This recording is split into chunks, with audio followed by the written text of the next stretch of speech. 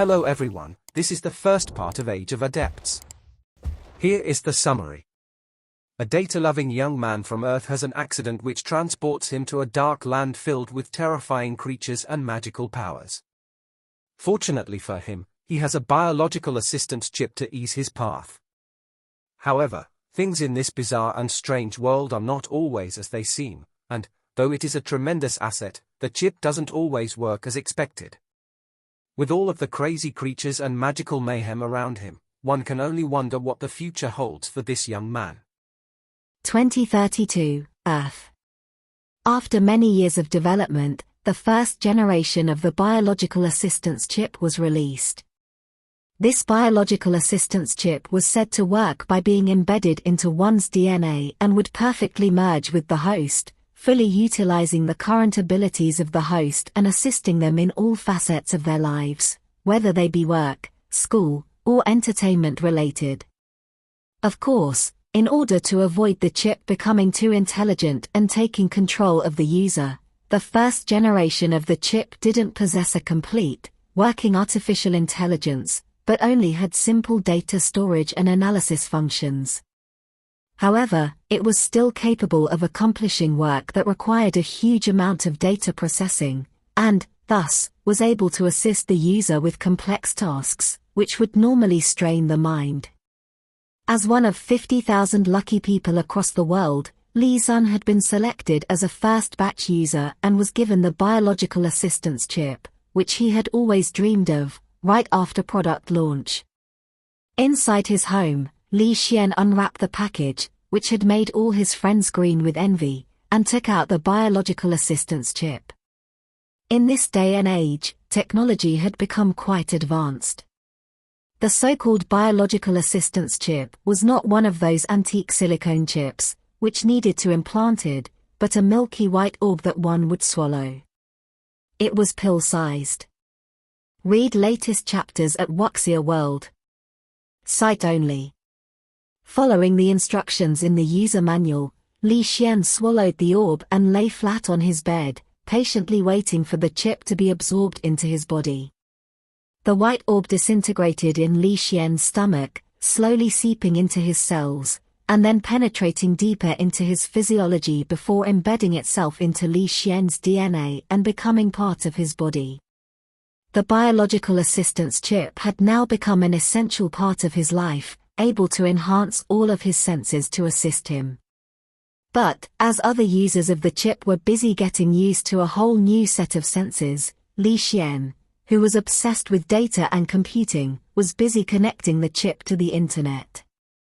However, as he was getting ready to experience the pleasure diving into the world of data, at the very moment that the biological assistance chip connected to the link that led him to the vast amount of data in the New World Information Network, the immense ocean of data contained within immediately swallowed Li Xian's small, weak soul consciousness. 1. In a dark, oppressive swamp filled with a thick, wet fog. Even the harshest sunlight was unable to penetrate the low clouds and gloomy fog, so anyone walking through this area would feel a constant chill on their skin. There were small, foul-smelling ponds everywhere one looked. These ponds were inhabited by a myriad of strange creatures. Whenever wanderers visited, this desolate and silent land would become a paradise for those creatures, many of whom fed on flesh and blood. Demon rattans, scavenger crows, ghost nannies, and giant swamp alligators. Each of these terrifying demonic beings made travelers avoid this place like the plague. But, right in the center of this swampy land, where no reasonable living human being could bear to live, a dark-looking tower loomed over the surrounding land. It was a tall stone tower, with a height of over 100 meters. Its foundation was made entirely of augite, so when the darkness of night came, the entire tower would radiate a chilly and silent glow, making it especially attractive to evil spirits and wraiths. Maybe it was because of a lack of basic maintenance and care, but the lower part of the tower was completely entwined with the crazily growing vines of a demon rattan, making its surface look like it was filled with wooden spikes that shined like metal. If any ordinary man became entangled in these vines, all the blood in his body would be sucked out. Eventually, his corpse would join the others in the huge pile of bones lining the base of the tower. The sky darkened with the coming night. A candle was lit inside the tower. Dim candlelight leaked through the narrow window in the side of the tower. Not only did its light not bring any warmth, but, instead, would send a shivering sensation crawling down one's spine and through their heart. Grimm, who had just turned 15, was sitting in front of a worn-out wooden table. There was a thick magic book unfolded in front of him, which he was silently making a copy of. Although he had arrived in this world 2 years ago, the discomfort of his soul still gave him frequent headaches. His mind was distracted, the scenes of what happened back on Earth continually flashing through his eyes. In his distraction, the tip of his writing brush paused for a moment, causing a big lump of ink to well up on the crude goat skin. Damn it! I failed again! Grimm's brows knitted into a tight frown. He couldn't control himself and clenched his fists. He wanted to scream out in anger, but he took a deep breath and held still for a while. After a long time, he finally managed to suppress the urge. This world was no longer the Earth that he was familiar with, and the body he was now inhabiting was not his original body either. It once belonged to an apprentice adept, whose name was Grimm. In brief, he was just a wandering soul, who managed to take over this body right at the moment when the original Grimm died. Retaining nothing from his original life, he traveled from Earth, where magic didn't exist, and came to this world of advanced magic, where foul demons and nonsensical creatures freely roamed. This world was a place where adepts stood at the top. The process of adapting overwhelmed Li Xian, such that he almost ended it all right there, but luckily, after merging the memory fragments that left in this body, Li Xian had gained a basic linguistic ability. Otherwise, just with the weird pronunciations and grammar in this world, along with the completely different alphabet, which looked like swimming tadpoles, would be enough to torture him to death.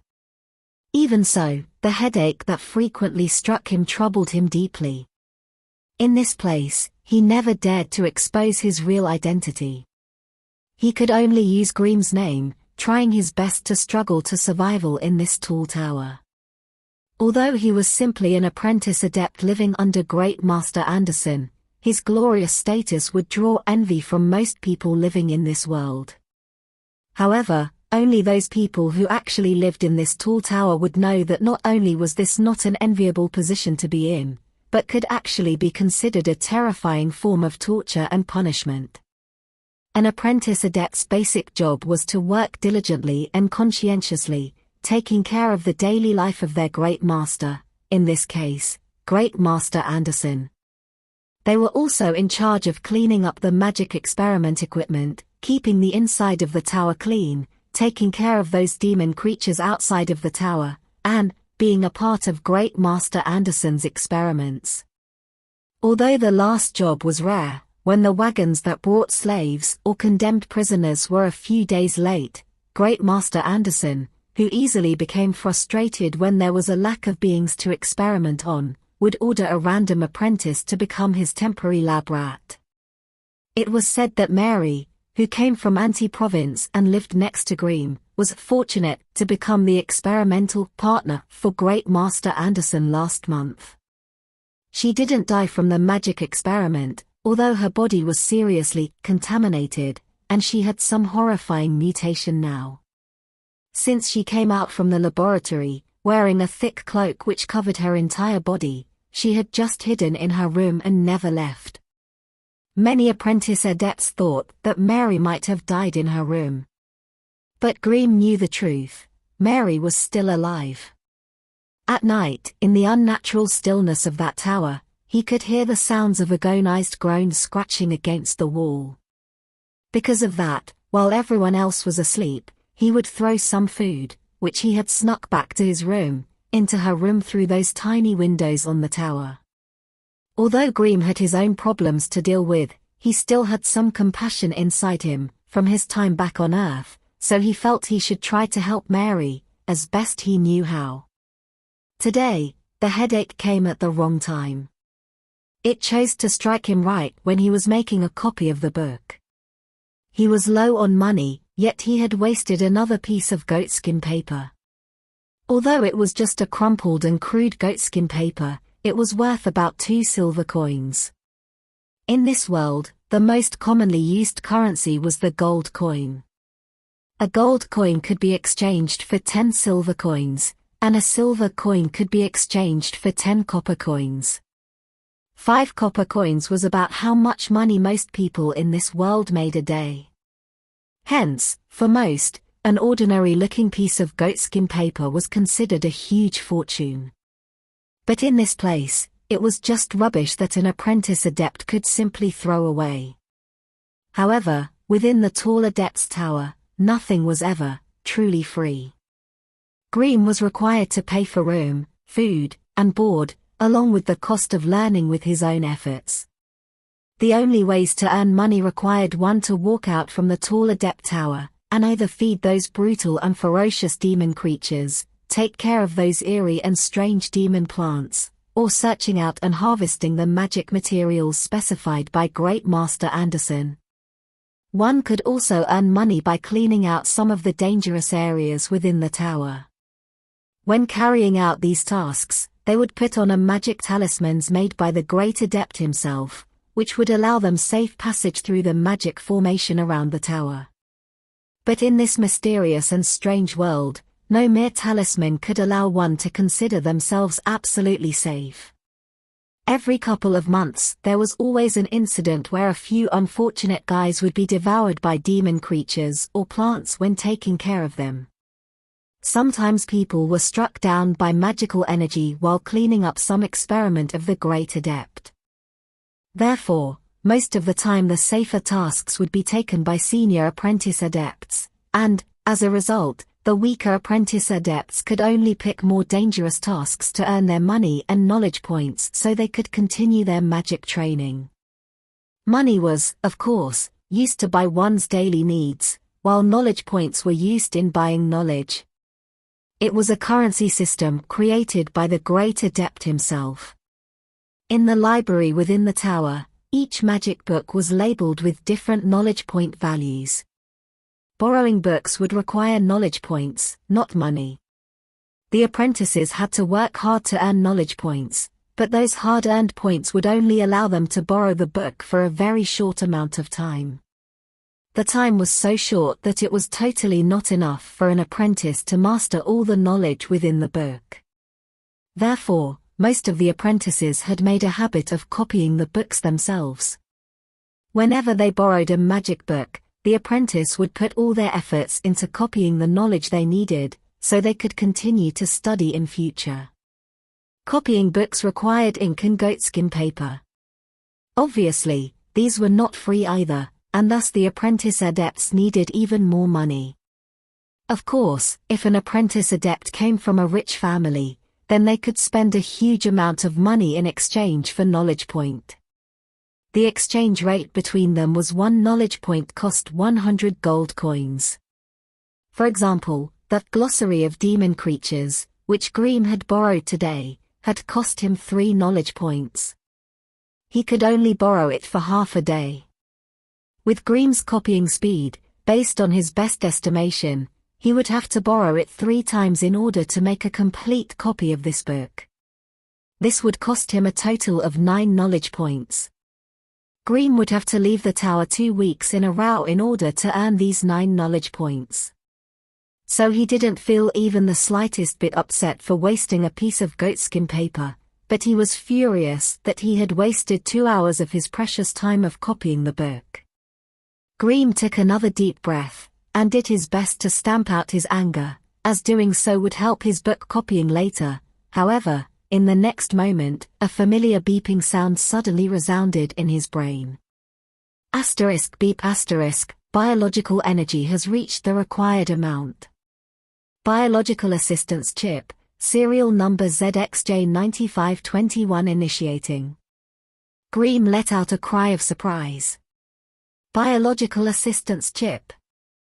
Once upon a time, during the tough time when he had just arrived in this new world, Grimm had indulged himself in fantasies where he became a mighty immortal who traveled to a new world with a divine weapon.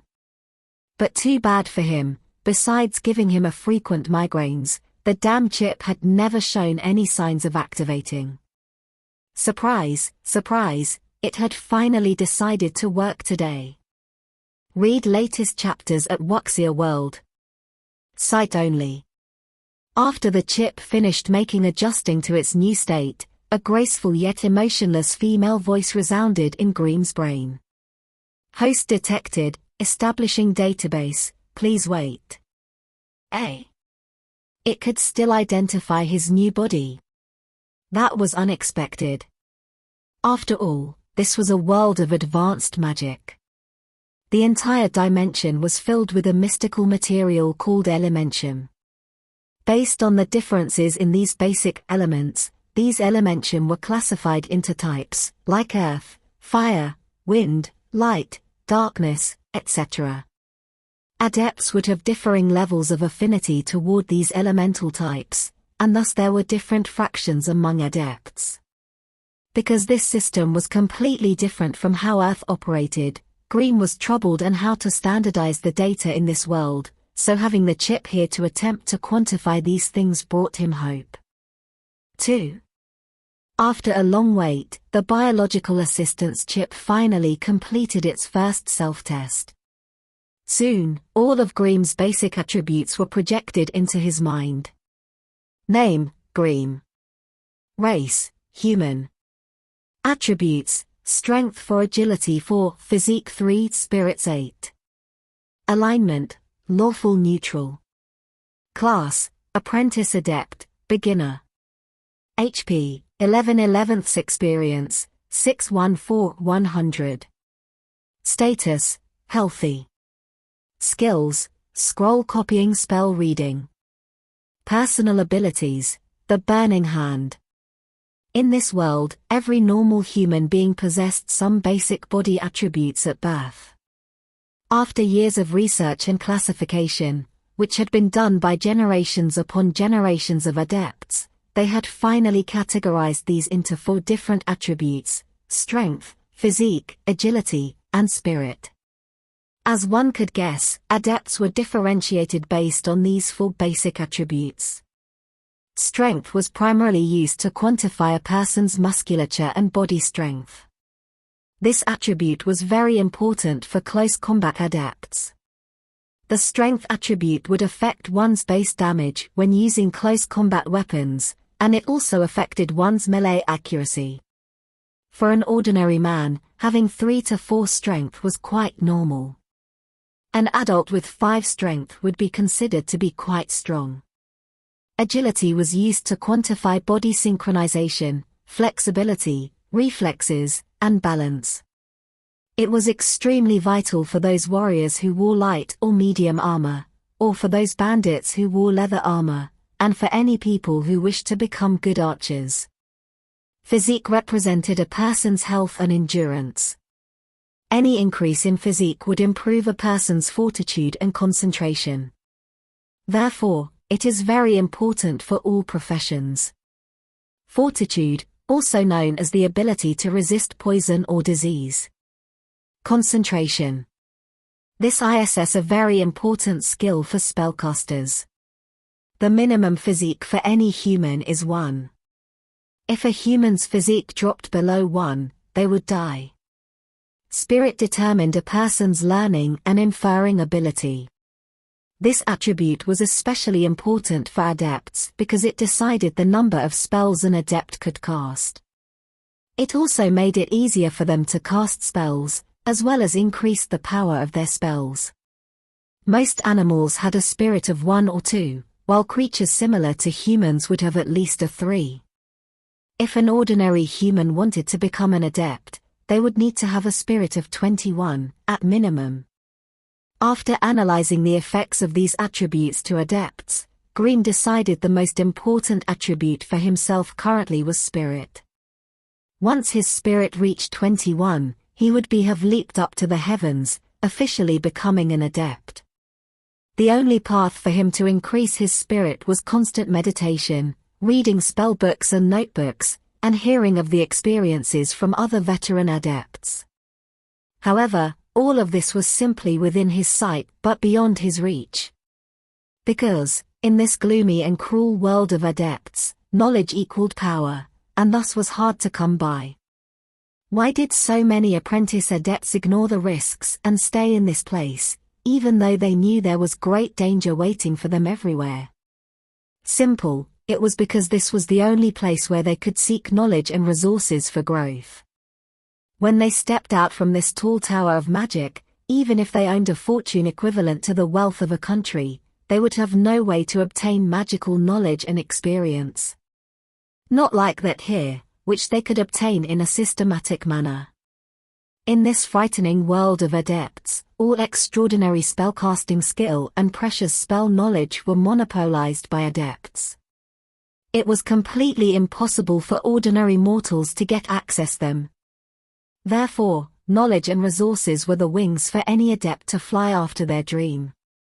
Only by having both could an adept have a bright future. After reading up on the basic attributes, Grimm switched his focus to the skills and personal ability fields.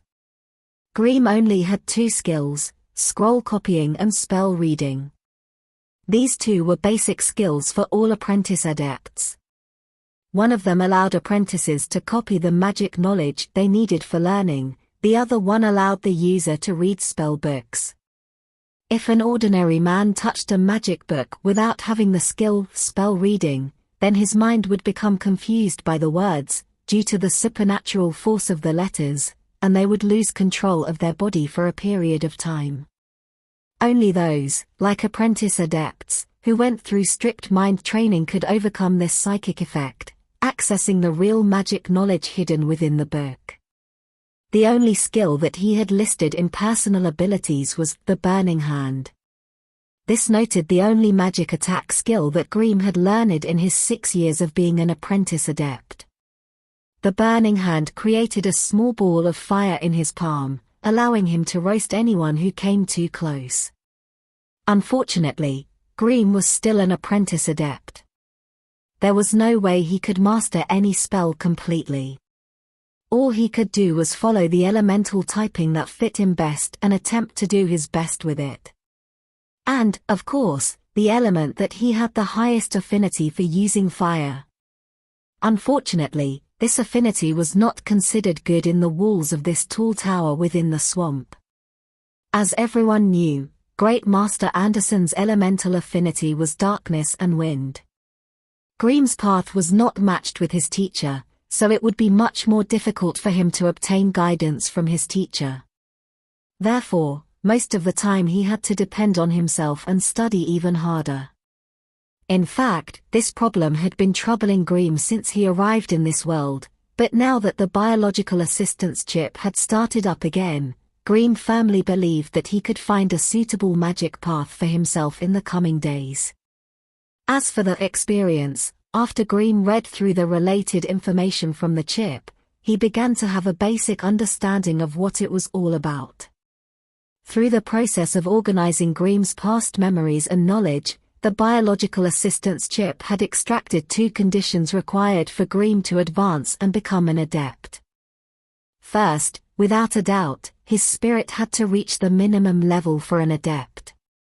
For example, Grimm's spirit attribute was at 8. That meant he was a wise man, being much more intelligent than ordinary people, but, in order to advance and become a real adept, he needed his spirit attribute to reach 21. There was a 13-point gap. This simply couldn't be rushed. He would have to read a mountain of spell books to reach that level. Secondly, his own experience had to reach a certain point as well. This meant that, after Grimm had increased his spirit attribute to 21, he still needed to somehow raise his experience to the maximum level. Only then he could officially advance. He needed to do both to become an adept. There were many methods of obtaining experience points. For example, scroll copying, spell reading, spending time practicing spellcasting, crafting magic wands, identify magic items.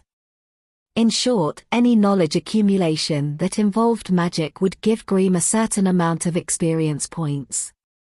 This all sounded easy, but it was actually quite difficult to accumulate experience points. Because only successfully experiments or completed understanding of magic could bring him experience points. Only after Grimm completely read through and mastered a magic book could he understand its usage in the world. If he read a book, yet failed to understand the knowledge contained within, how could he grow? It was always easier said than done. Even with help from biological assistance chip, Grimm still needed to work extremely hard in order to get what he wanted. Right when Grimm was lost in his fanciful thoughts, the sound of footsteps came from the corridor outside of his room. "Grimm, hurry, it's our turn to do tasks." A rough voice spoke from outside his door. It was Tony, an apprentice adept who around the same level Grimm was. Lower rank apprentices, like them, had to inspect the grounds surrounding of the tower every 7 days for magic materials and properly harvest them. This was also one of the daily tasks the master of the tower had given to apprentices.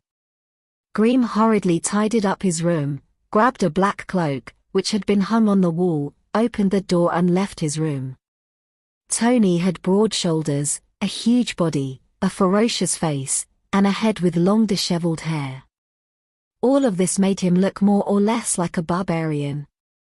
It was said that he came from a kingdom in the Grimm Highlands. According to rumors, people born in that land possessed barbarian ancestry. Neither of them said anything when they met outside. They simply exchanged nods, then turned around and walked along the dark corridor, toward a staircase. Although it was daytime now, they didn't meet any other apprentice along their way.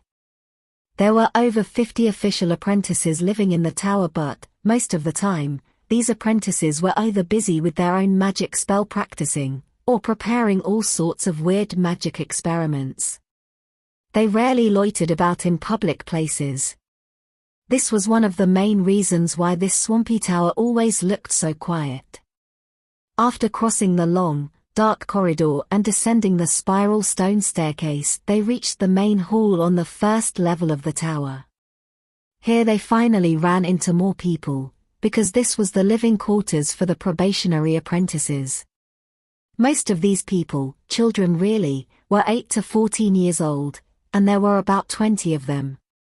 These little fellows came from all over, and they were all here with the dream of becoming the greatest adept. But, little did they know, the path to becoming an adept was incredibly tough and terrifying, and that path was all that was in their futures. Actually, there was a strict separation of the population in this tower. In general, most of these children only had around 3 to 5 spirit points. Therefore, they were currently not considered real apprentice adepts, and, thus, they could only be addressed as probationary apprentices. All probationary apprentices had to complete their basic training in language and writing. Also, they could only advance when they were able to sense their elemental affinity and gather elementium while meditating. Only then would they have the chance to climb up to the second floor and become an official apprentice adept. As for those fellows who could never reach this basic requirement, they would be weeded out. Assisting these little fellows in completing their meditation, teaching them language and writing skills, instill them with the basic rules of the magic world. Of course, it was impossible to let the great master adept carry out these low-grade jobs. Therefore, it became the daily routine for official apprentice adepts in the tower. But, such an easy daily task would never fall into Grimm's hands. After saying hello to Wallace, who was teaching those probationary apprentices their language class, both men ignored the burning glances from these little fellows and went straight through the main hall, quickly coming to a tightly sealed stone door. Tony placed his right palm against the stone door and spoke in a low voice, "Curium Ada." Followed the completion of the secret spell, the ancient-looking stone door slowly slid to both sides, revealing the dark, eerie-looking swamp, outside the tower, to the two of them. 3. This was an eerie and fearsome magical swamp. Though it was daytime, the thick clouds and fog meant that very little light was able to get through, and thus the world looked quite dreary. The whole world seemed to have a gloomy, earthy yellow tone. After living in such an environment for a long time, even the character of a person would change and become darker. Both men waited until the stone door behind them completely closed up, then Tony pulled up his hood and said, "I'm going that way." He didn't wait for Grimm's reply, but simply turned around and took a path that led off to the left, which led him onto a narrow and winding trail which was paved with tiny white stones. Grimm waited until Tony's bulky body disappeared into the misty fog, then he pulled up his hood, turned the other way, and took the trail on the right. While walking, he whispered, "Show me the detected data for Tony." In next second, a report about the apprentice adept Tony, done by the biological assistance chip, was projected into his mind. Grimm's mouth twitched in surprise. With such a physique, why didn't this guy change paths and become a warrior? His strength and physique were twice that of Grimm's. That meant that if he got in a fight with Tony, perhaps it would only take a single punch to knock Grimm out. But as an apprentice adept, Tony had 6 physique, 2 more than Grimm. No matter how hard Grimm worked, this innate advantage would be hard to overcome. Knowing this, Tony was probably planning to follow the path of a body-refining adept. By using specific methods to strengthen his body, then using magic spells to assist his close combat ability, perhaps this was the only path he could choose. Only by staying quite close to the target for a period of time could the chip analyze and acquire such accurate information. It did this by monitoring the target's movement and behavior. No doubt this would allow Grimm to take up a more proactive position when working with other people. It also allowed him to avoid taking unnecessary risks. And this was, undoubtedly, the most important thing to Grimm. But perhaps such a method was useless against a real adept, as their bodies would sometimes radiate a strong elemental energy. This was something adepts did passively after their body gathered a huge amount of energy. This was also how they avoided others sensing their strength. It was unknown how much valuable information the biological assistance chip would be able to ascertain when the target was under the powerful interference of energy radiation. Not only that, but Grimm was worried that adepts might be able to detect his biological assistance chip, hence he had to be extra cautious when using it inside the tower. The stony trail in front of him kept winding as it led into the depths of the misty fog. There were weird plants of all sizes, which could be barely seen on both sides of the path. There were short and thick, cone-shaped trees, small leafy plants that curled around in a spiral, vine-like rattans that brushed against the top of his head as he walked under them, and amazingly colored, mystical flowers that had petals the size of large wash bowls. There was also a muddy, stinky pond. Though all of this made it seem like this was just a normal swamp, Grimm knew very well that he could never take even half a step out from the stony trail. For all those animals and plants, which were able to survive in this magical swamp, were frightening demons who would eat every little bit of the humans they encountered, not even leaving their bones behind. Those plain-looking short trees were actually quite frightening. If a person got close enough to them, their curled-up branch would instantly expand, grabbing and holding the person within its tight clutches. At that moment, the blood-sucking rattans, which were hanging on these trees, would coil up around that person, poking countless sharp thorns into their body, slowly sucking the blood out of their body, drop by drop. After the person's blood was completely dried up, the remaining skin, flesh, and bones would become the best fertilizer for these killer trees. If someone could ever safely dig out the blood-red soil underneath those killer trees, they would certainly discover a huge pile of skeletons, some of which belonged to humans, some of which were animals. Without doing this, there was no evidence of any of the prey these plants had devoured. There were two reasons why this tower in the swamp groomed these demonic plants. First, it was to prevent the intrusion from other humans. Second, it was so they could harvest some unique magic materials from the plants. The root of the killer tree and the blood sac that grew within the body of the blood-sucking rattans were both good tonics. They were a beneficial supplement for adepts who didn't have a good physique. On a regular basis, apprentice adepts had to take the risk of being attacked by demon plants to harvest materials. Therefore, this was a dangerous task, which had a very high death toll. It was probably because they had sensed the smell of blood and flesh from Grimm's body, but the deathly still swamp suddenly seemed to come to life. Consciously, or unconsciously, all those demonic plants started wriggling their bodies, branches, and roots slowly moving toward the stony trail. Grimm pretended he didn't see the movements of these demon plants. He wasn't actually worried about them right now. No matter how crazy or brutal they were, they didn't dare to move onto the simple and plain stony trail under his feet, as if there was something on this road that they feared. Query the database, record, and archive all the magic plants in the surrounding area. Initial data insufficient, root database was incomplete and unable to match the species, activating elemental vision, reconstructing database. Following with a bunch of warning tones from the chip, the image projecting on his retina started swaying, then it straightened out as a vast amount of data began pouring down like a waterfall in front of his eyes. At the same time, every single object in his sight was highlighted with different colored lights. Elemental vision. Was this a special ability that he got after the chip merged with his current body?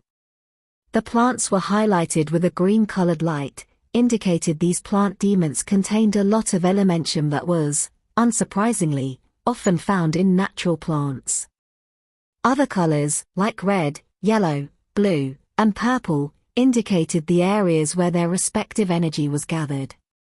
Besides these, the ever-changing humidity, temperature, wind speed, thickness of poison particles, distribution of element particles and their circulation, all the data which the chip could detect was projected onto his eyes in a colorful dynamic graph. Grimm frowned. This colorful and overcomplicated retinal projection had seriously affected his normal vision.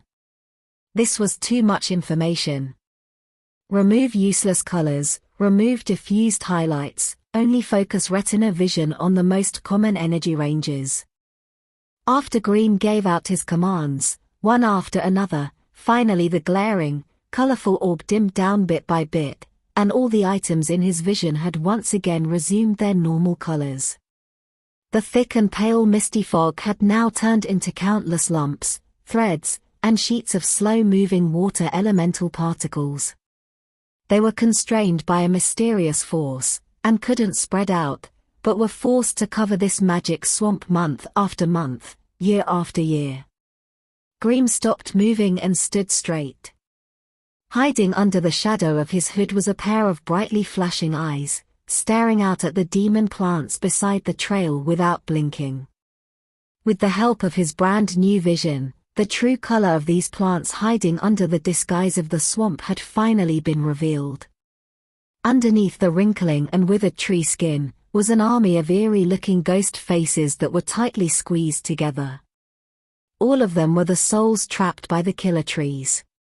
Also, Grimm could see a green-colored energy illumination on the needle-like prickles on the edges of the killer tree's branches. This energy should indicate the presence of the paralytic poison that the killer tree used to sedate its prey. As for the blood-sucking rattans, which hung from the killer tree, they looked completely demonic, as they were entirely blood-red under his elemental vision. It was pure blood that flowing underneath its twisted, creeping green skin, and, right at the spot where it connected with killer tree, within a hollow tree cavity, numerous blood sacs, the size of a human fist, were pumping at a regular tempo, making them look like human hearts. Core tilde core tilde. Together with few piercing claws, a group of scavenger crows flew in and stopped on a tree branch, moving their blood-red eyes and staring at Grimm. Honestly speaking, being stared at by a group of ominous demons like this made Grimm feel incredibly uncomfortable. Faced with this group of dangerous swamp demons, Grimm didn't dare be the slightest bit careless. Although scavenger crows were not considered to be strong demon beasts, their blood-red eyes had the ability doom, and there had been some frightful incidents in which apprentice adepts had their eyes blinded by these crows. Seeing that these scavenger crows were itching to attack, Grimm raised his right arm and softly intoned a spell that he had memorized. After 5 seconds of spellcasting, a large red magic fireball appeared in Grimm's hand, twisting violently. Grimm's entire right hand was completely covered by this magic fireball, but he was still safe and sound. This was his Burning Hand spell. After spending 6 years in the magic tower, this was the only spell Grimm was able to use. With Grimm's current ability, he could barely stretch the flame out 5 steps. That was his limit. Therefore, it could, currently, be considered a close-range spell. The violently burning magic flame brightened the surrounding fog. The powerful ripples generated by the fire element had finally made these demons realize that this human in front of them was not something they could easily capture. As for those demons who were slowly gathering around Grimm, it seemed like they were struck with a great terror, and all of them quickly fled away from the sides of the trail in a great panic. Also, that group of scavenger crows were letting out loud caws as they flew into the sky, briefly wheeling about in the air above and disappearing into the depths of the fog. Grimm breathed out a long sigh of relief. With this, the pressure on him had been reduced. None of these demons had the guts to step onto the stony trail, but that didn't stop them from using their own methods in order to try to lure or intimidate apprentice adepts into leaving the stony trail. If Grimm was scared by the terrifying scene of being surrounded by demons, and, in his panic, accidentally left the boundaries of this stony trail, even with the help of magic talisman, he would probably die a terrible death. The soul, blood, and flesh of an apprentice adept. No doubt they were much more delicious than ordinary humans or wild beasts. Besides, this didn't violate the agreement between the demons and the magic tower. Therefore, every inspection trip outside of the tower was a thorough check of willpower. Once these demons found a weakness in one's mind, the future of that person would not be good. Record everything you can about these demons, Grimm said calmly. Beep, record completed. Host, please name the creatures in the order they are presented. Images of creatures appeared in front of his eyes. Killer trees. Blood-sucking rattans. Scavenger crows. Naming completed. New information has been recorded in the database. While most of the demons were backing away, in fear of the magical flame which had just appeared in the air, Grimm jumped off the path, dug out the soil underneath a nearby killer tree, used his magic flame to burn the thick tree root, and finally saw the material that he had come to harvest today. Between the tangled roots and pale white human bones were some small pulpy root nodes. Some were white, some were red, and there were even a few purple-colored ones. Grimm suppressed the disgust he felt and, using a small knife that he carried with him, he carefully harvested 3 of the purple nodes and placed them into his waist pocket. Afterward, he quickly rushed back to the path. If this task wasn't so important, he wouldn't ever step outside of boundaries of the path. Even though he had moved with great speed, those demons, who had previously been running away, had, once again, gathered around. Also of note, the blood-sucking rattans, which hung from the killer trees, now occupied the space he had been in when digging up the roots. If he had been a second slower, he wouldn't have been able to escape without a tough fight. Actually, thanks to his new elemental vision, he was able to directly find the killer tree's core roots. If it was before, he would have had to make repeated trips from the path to find his harvest. The more trips off the path he had to take, the higher the risk. He continued following the eerie trail for another 200 meters, soon leaving the main clump of killer trees. In front of him, he saw a horrible ghost tree, which looked alive as it stretched over the stony trail. The vines and tree branches hanging down from it looked alive as they wriggled in the air. Pulling out the magic talisman from under his shirt, Greem whispered the secret spell that every apprentice adept had to master. Muhantoria Sinra. Upon the completion of the secret magic spell, a mysterious, invisible force erupted from the talisman, quickly covering every inch of his surroundings. A warning blared within Greem's mind. Abnormal force field detected. The functionality of this chip is being interfered with. The voice of the chip got weaker and weaker. It slowly faded into a soft whine before eventually going completely silent. Greem ignored the chip, then he started striding forward while holding the magic talisman up above his head. With each step he took, the vines and tree branches in front of him receded. Eventually they separated, allowing him to pass through and continue on his way. Now that he was done with the killer trees and blood-sucking rattans, it was time for him to enter what was known as a paradise for a type of being known as a demon baby. Greem's heart held a strong fear for this place. The area just past the ghost tree was filled with demons. They called it the Garden of Whispers. If one looked out from the path, all they would see were fields of flowers, yet all these fields were filled with ashes, corpses, and countless demons.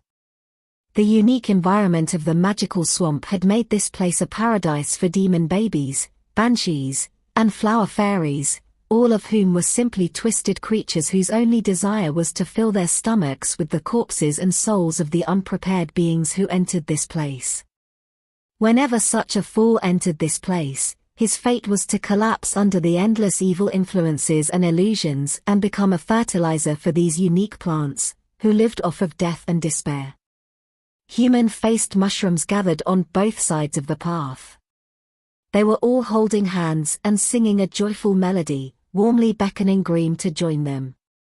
These little things looked like tiny mushrooms with hands and feet.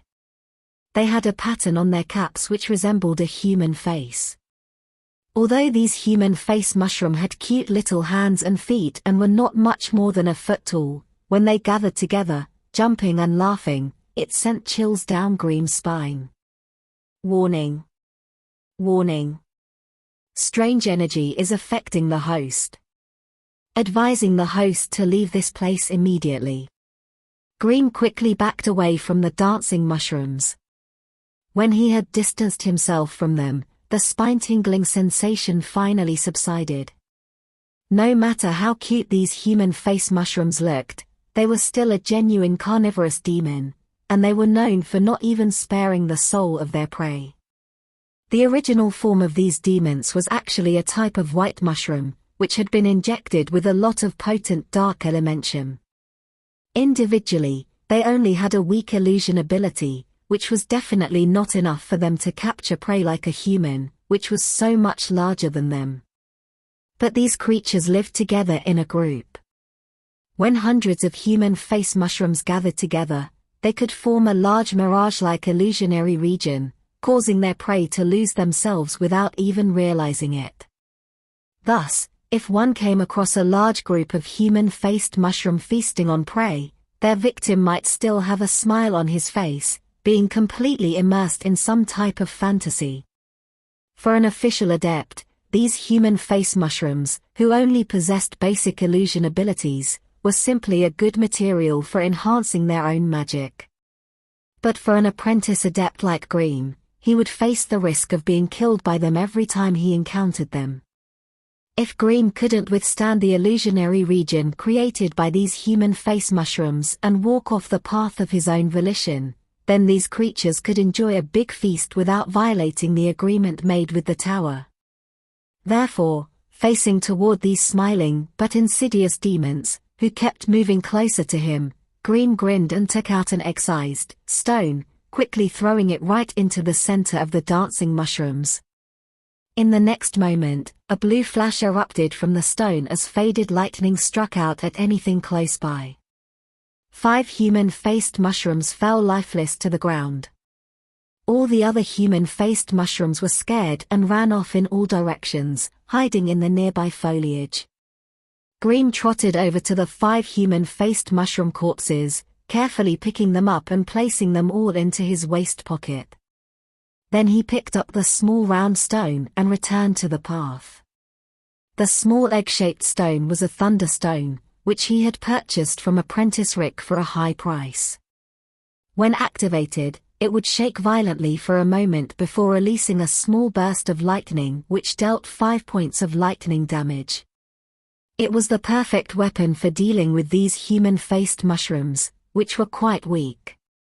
After all, his burning hand spell was quite destructive, and thus he needed another method. None of those human-faced mushrooms dared to show their faces after being attacked. However, the countless spine-tingling glances and the noisy clattering whispers were still following after Grimm, making his hair stand on end. The human-faced mushrooms were the materials he had to harvest for his task. Therefore, once Grimm had completed this part of the task, he quickly hurried down the winding trail, not daring to stay in that place any longer. To be honest, among all the lands around the tower, this place was known for having the highest apprentice fatality rate. Leaving the flowery fields where the human-faced mushrooms grew, Grimm soon arrived at the region where the demon babies lived. The demon baby was a little monster which had a small shriveled body, which looked like a human baby. They also had something like an umbilical cord dragging behind them as they moved. They moved around by crawling on the ground, but the speed at which they crawled was extremely fast. These demon babies were not real babies, but actually very horrifying monsters. They had an innate ability, which was very similar to a curse. With this curse, their words and wills would join together to become reality. One could imagine their power as something similar to a wish spell. Unfortunately, they were all evil creatures with absolutely twisted minds, and their hearts were full of vicious hatred. Therefore, one shouldn't expect terrible malice to be unleashed upon them when they encountered these demon babies. When dozens of demon babies gathered together and launched their most powerful curses toward a target, even a powerful earth bear would become greatly weakened by the stacking of their evil intentions. After that, the demon babies would easily be able to kill their victim. When walking among this group of dreadful monsters, one would need heart, and a will of iron, or else they would end up having their skin stripped and bone dismantled by the demon babies, soon becoming one of the many wandering souls in this garden of whispers. Grimm quickened his pace as he hurried through the desolate bushes of the garden. He didn't have the courage to stop and simply held the talisman tightly to his chest, going faster and faster as he hurried through this section of the swamp. By the time the sharp and ear-splitting cries of the demon babies started filling his ears, Grimm was sprinting. Though it was terrifying, Grimm soon left the Garden of Whispers, breathing heavily as he turned onto another narrow trail. Although he had gone out to harvest materials, the more important part of this routine task was to inspect the activity of the demons near the tower and to check for things that were out of place, like if there were signs that an outsider had tried to come to this area. Every 7 days he had to take note of the activity of all demons around the tower, appropriately harvesting some magical materials as he did so. This was the purpose for Grimm's trip. In fact, the region he was inspecting was actually a part of the inner boundary of the magical swamp. It was very rare for an outsider to actually make it this far into the swamp. After all, demons raised by adepts were all extremely dangerous. Even putting on a magical talisman wouldn't enough to guarantee the safety of an apprentice adept. As for those ordinary humans who tried to sneak into this place to steal the resources of an adept, the chances of them getting past all those monstrous demons was next to impossible. To be honest, mortals most likely wouldn't even get past the outer perimeter of the magical swamp. But, according to Grimm's knowledge, sometimes the Adept Tower would purposely deactivate some of the outer perimeter defense mechanisms, actively attracting some ordinary humans into the depths of the swamp. At that moment, the swamp would turn into a demon carnival as they all feasted on the ignorant mortals. The Adept Tower was a humongous ring-shaped structure, and the landscape surrounding its foundation was extremely complicated. The demons were distributed throughout the swamp in a very methodical manner. Therefore, every inspection trip would require at least 2 apprentice adepts. One went clockwise and the other went counterclockwise. They would follow a fixed route and cross most of the demon-infested areas. Starting from the front door of the tower and meeting at the back door, once they completed this circular route, their inspection would be considered complete. Every inspection task would award them 4 knowledge points and some gold coins. Compared to other tasks within the tower, the reward of knowledge points was considerable handsome. But, even with such a high reward, most of the apprentice adepts, who hungered for knowledge points, would still step back from this inspection task, avoiding it like the plague. The reason for this was obvious. The fatality rate for the inspection task was definitely the highest among all the tasks in the tower. None of the other tasks could surpass it. For this inspection trip, Grimm took the counterclockwise route, where he was required to go past the grove of killer trees, the human-faced mushrooms field, the Garden of Whispers, and a few other areas. As for the other apprentice adept, Tony, he took the clockwise route, but it wasn't a safe route either. After all, those giant alligators and parasite bug queens were just as dangerous as some of the creatures on his side.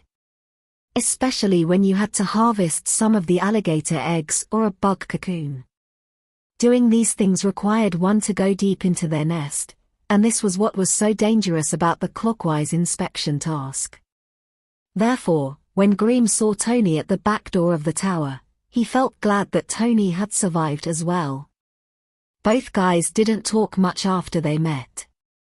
They just nodded their heads indifferently and continued into the tower. It was the apprentice leader, Anxorus, who was waiting for them there. After submitting the required items for the task, the 2 of them were basically free for the next 6 days. As for the knowledge points, Anxorus had input them into their magical talisman using a secret method. For all the apprentices in the tower, their magical talisman was actually a token of their identity. 5. After submitting his task, Tony immediately rushed back to his room, obviously intending to go to take a nap. After all, every inspection trip would push one's nerves to the limit, and it really consumed your stamina. In contrast to Tony's actions, Grimm hesitated for a moment, then he turned around and walked toward the library. It was around midday, so there weren't very many apprentices inside the library. It was a simple stone room with dozens of yellowed wooden bookshelves placed against the walls. On top of these shelves were all kinds of magic and spell books made from all kinds of materials and in all shapes and forms. The man who managed these books was a middle-aged, intermediate-level old apprentice adept. For these intermediate apprentice adepts, who had only barely reached this level with help from the experience of age, the Adept Tower would never put in any more effort to cultivate them. Also, this group of apprentice had given up their ambitions. They were not willing to take those overly risky missions, but, at the same time, they refused to return to the life of ordinary humans. Therefore, they became a unique group within the apprentice adepts.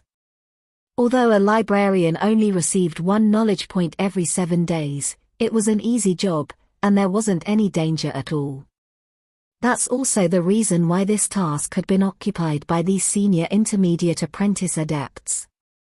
For someone like Grimm, who had no one to depend on and was forever alone, all he could do was take on those dangerous missions. Grimm didn't rush to the bookshelves in the deepest area, like he used to do. Instead, he was browsing through each bookshelf leisurely, occasionally picking up a book and flipping through a few pages. All the books in this library were books of magic. When they were not borrowed, only the introduction was visible to a reader, while all the other content in the book was perpetually covered with a layer of floating dark fog, making sure no one could read through it. Grimm never dared to underestimate this normal-looking dark fog, because it was personally designed by the master of this tower, the frightful Adept Anderson. Without going through a treatment from a special magical formation, no apprentice could read the content of the book, not even a single character. If anyone started wishfully thinking of breaking this mechanism, they would trigger a hidden magical formation, attracting the ire of, and punishment from, the great adept himself. Although the consequences could be quite dire, Grimm still wanted to test to see if his biological assistance chip could bring him an advantage in this situation. After all, knowledge points were very difficult to earn, and currently Grimm only had 7 points. Knowledge points alone were not enough to support his needed spirit growth requirement. He picked up the book, The History of Adept, and pretended he was seriously reading the intro. But in actuality, deep in his mind he was quietly issuing commands to the biological assistance chip. Scan this book. Try and see if you can obtain the content without triggering the magical formation. Beep asterisk, command received, processing mission, starting deep scan. Grimm lowered his head. When the biological assistance chip was scanning things outside his body, his eyes would take on a red tint. This required him to mask his eyes to prevent anyone from finding something abnormal through his eyes. Unknown protective force field detected, analyzing, beep warning, force field is experiencing an unknown transformation, scanning terminated. Grimm quickly closed his eyes and then the book. It really didn't work. Any tiny bit of interference from the outside world would be enough to trigger the protective magical formation on the book. It looked like his overly optimistic stealing mission had failed. Henceforth, if he wanted to obtain new knowledge, he had to be honest and exchange for it with knowledge points. But he had no regrets on this matter. Because, with the help from biological assistance chip, he no longer had to use the traditional method of copying by hand. Any book, as long as he could borrow once, he would be able to duplicate it exactly, without missing anything, into the storage area of the chip, and he would be able to read it anytime he wanted. Even if he couldn't master the book in a short period of time, he could still save them up and let the chip sort through and categorize them. Afterwards, he would be able to take his time and slowly study the content of the book. With this alone, the chip was provided him a tremendous boon. He had no other choice but to put down the history of the Adepts. After that, Grimm came to stand in front of another bookshelf. All the books on this shelf were related to the usage of the fire element, a very suitable section for him, according to his elemental affinity, and that's the reason why this bookshelf was the one he visited the most. The behavior of fire elementum. Controlling techniques of the fire element. The burning hand. How to cast a huge fireball.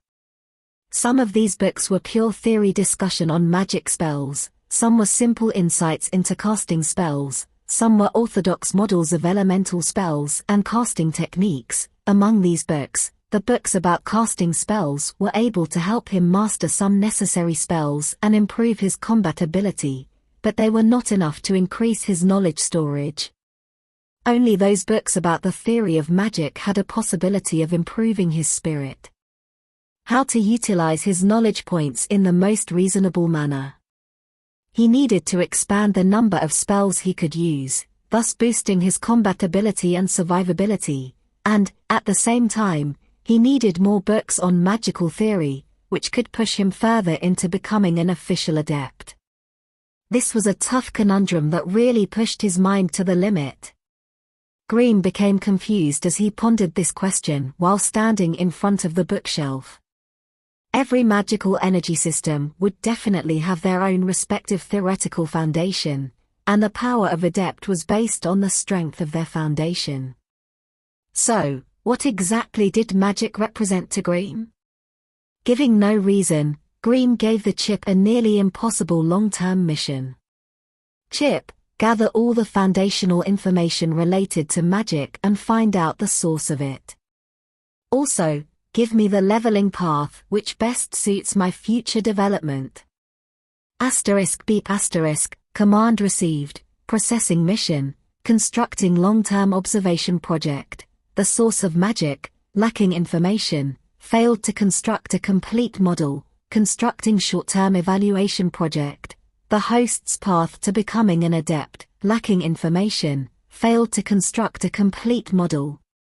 The continuous blare of warning noises made Grimm feel another headache coming on. What could he do?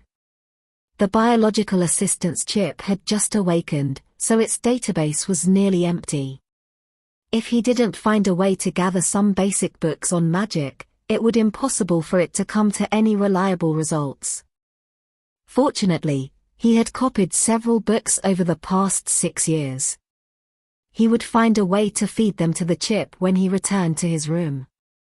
Then the chip would, at least, have something in its database.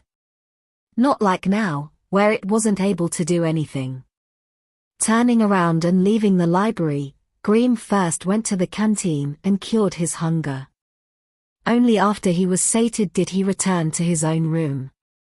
Upon opening the door and entering his room, the first thing Grimm did was throw a glance at the floor beneath his feet.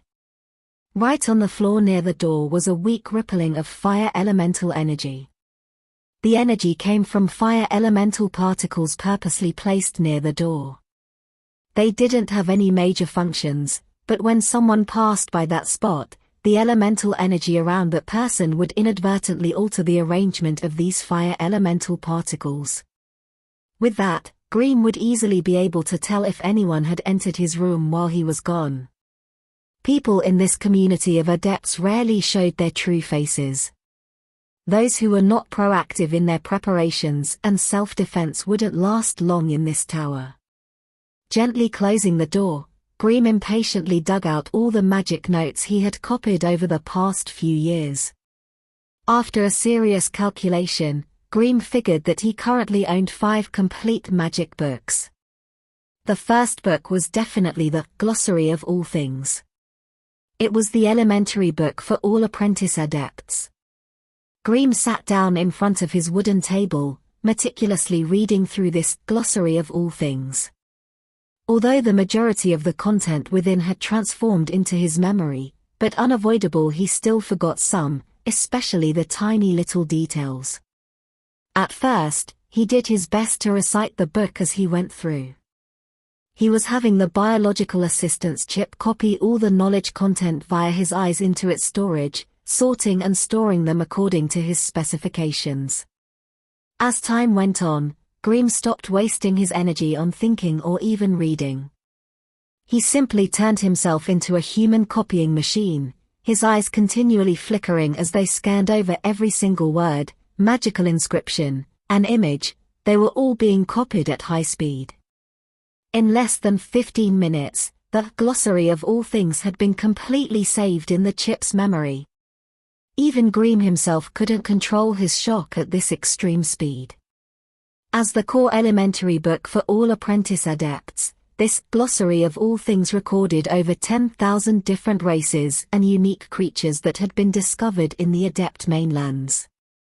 It also held records of most of the commonly found plants, animals, minerals, special magical materials. As a whole, this book had over 30,000 entries. During his first 2 years here, Grimm had spent a whopping 17 months copying and memorizing the entire book, but now it took him less than 15 minutes to save it completely. While getting over his shock at the chip's amazing speed, Grimm closed the book and slowly started recalling the copied memory into his mind. Information on any species, fauna or flora, would appear in his mind as soon as he thought of it. The chip would also project any related information and data into his mind. This would, indeed, save Grimm a lot of time. Good. This was really useful. He would never have to worry about struggling to memorize that hard-to-understand magical knowledge. Being completely overwhelmed with excitement, Grimm didn't pay any attention to the growing pain in his brain. He couldn't wait and quickly took out the second book, starting to duplicate it using the same method. The Beginning of Spirit Force, an orthodox book on magic theory. It mainly explained the raw source and application of the spirit energy used by adepts. It also contained some simple methods for exercising one's spirit force. After he finished copying the second book, Grimm gently touched his head. He felt incredibly nauseous and tired at the same time. These were the symptoms of spirit energy depletion. As an apprentice adept, he was extremely familiar with this situation. During the period when he had just learned the Burning Hand spell, as he still couldn't master the output of his magic energy, he had always depleted his pitiful store of spirit energy. In the later stages, when he got more familiar with the casting of Burning Hand, he finally gained a level of proficiency over spirit energy usage without being taught by anybody. When one controlled magical energies, their spirit energy was proportionate to the strength of their soul. The stronger one's soul, the more spirit energy they had to use. Thus, that person would be able to cast more magic spells. Take Grimm as an example. He had a spirit of 8, and his magical energy was 10 times his spirit. In this case, 80 points. There were some adepts who liked to call this magical energy adept energy. Anyway, these 80 points of adept energy were all Grimm's current abilities afforded him. 6. A simple Burning Hand magic spell would require Grimm to expend approximately 20 adept energy points, which meant that Grimm could cast 4 Burning Hand spells in a row. But, of course, that was just in theory, as it was extremely difficult to achieve that in reality. When an adept had a full energy pool, his mind was performing at its best. No matter whether he was pondering over hard questions or casting spells, he would perform the best when his energy pool was full, but when an adept's energy pool was at 1/3 its max, his mind would become fatigued. The most significant expression of this would be dizziness and the swelling of certain tissues in the brain, causing the adept to feel sick and start throwing up. If he tried to cast a spell at that moment, even a spell that would normally only take him 5 seconds, he might not even be able to cast it in 10 seconds, and there was a good chance he might not even be able to cast it at all. Therefore, when any adepts were required to frequently cast spells, they did their best to conserve a portion of their spirit energy so that they could avoid all the negative side effects of spirit fatigue. From the symptoms Grimm was having, it was clear that his energy pool was at less than 5%, and thus he was suffering from spirit fatigue. The only solution for this was to get a good night of sleep. After all, sleep is how a brain relieves itself. The chip was great, but it consumed a large amount of Grimm's spirit energy when it was operating. Hence, once he realized that he was suffering from spirit fatigue, Grimm struggled to his bed, threw himself onto it, and immediately fell asleep. The rest of the day passed as he slept, and the darkness of night settled over the swamp. Now the moon had raised itself high up into the dark sky, though its face was rarely seen through the dense clouds and fog. A deep silence reigned over the quiet swamp tower as many of its residents went to sleep. During this time, a tall and bizarre dark shadow suddenly appeared beside Grimm's bed, bending over him and quietly staring down at him. As the result of nausea from his severe spirit fatigue, Grimm didn't sleep well. Even though he was in a sleeping, his brows were tightly knitted in a frown and his face was filled with distress. The bizarre-looking human figure had its back toward the moonlight, so its entire body was immersing in an indescribable darkness. No one would be able to clearly see its face, but no one could ignore the pair of blood-red eyes flickering on this unseen face. These eyes would make anyone who saw them shiver in fear. Blood, blood. I need blood. The dark shadow tremblingly stretched out both arms, as if to grab Grimm's neck, but, for some unknown reason, it always retracted back, as if it was reluctant to do whatever it was trying to do. Its behavior seemed to suggest that it was experiencing a fierce mental battle within itself. Also, it kept mumbling the same words over and over again, showing the intense struggle happening within. After a few minutes, it seemed to gain control of itself. It paused for a moment, then stared at Grimm, who was completely unaware as to what was going on around him. A few moments later, it turned around and jumped out of the window.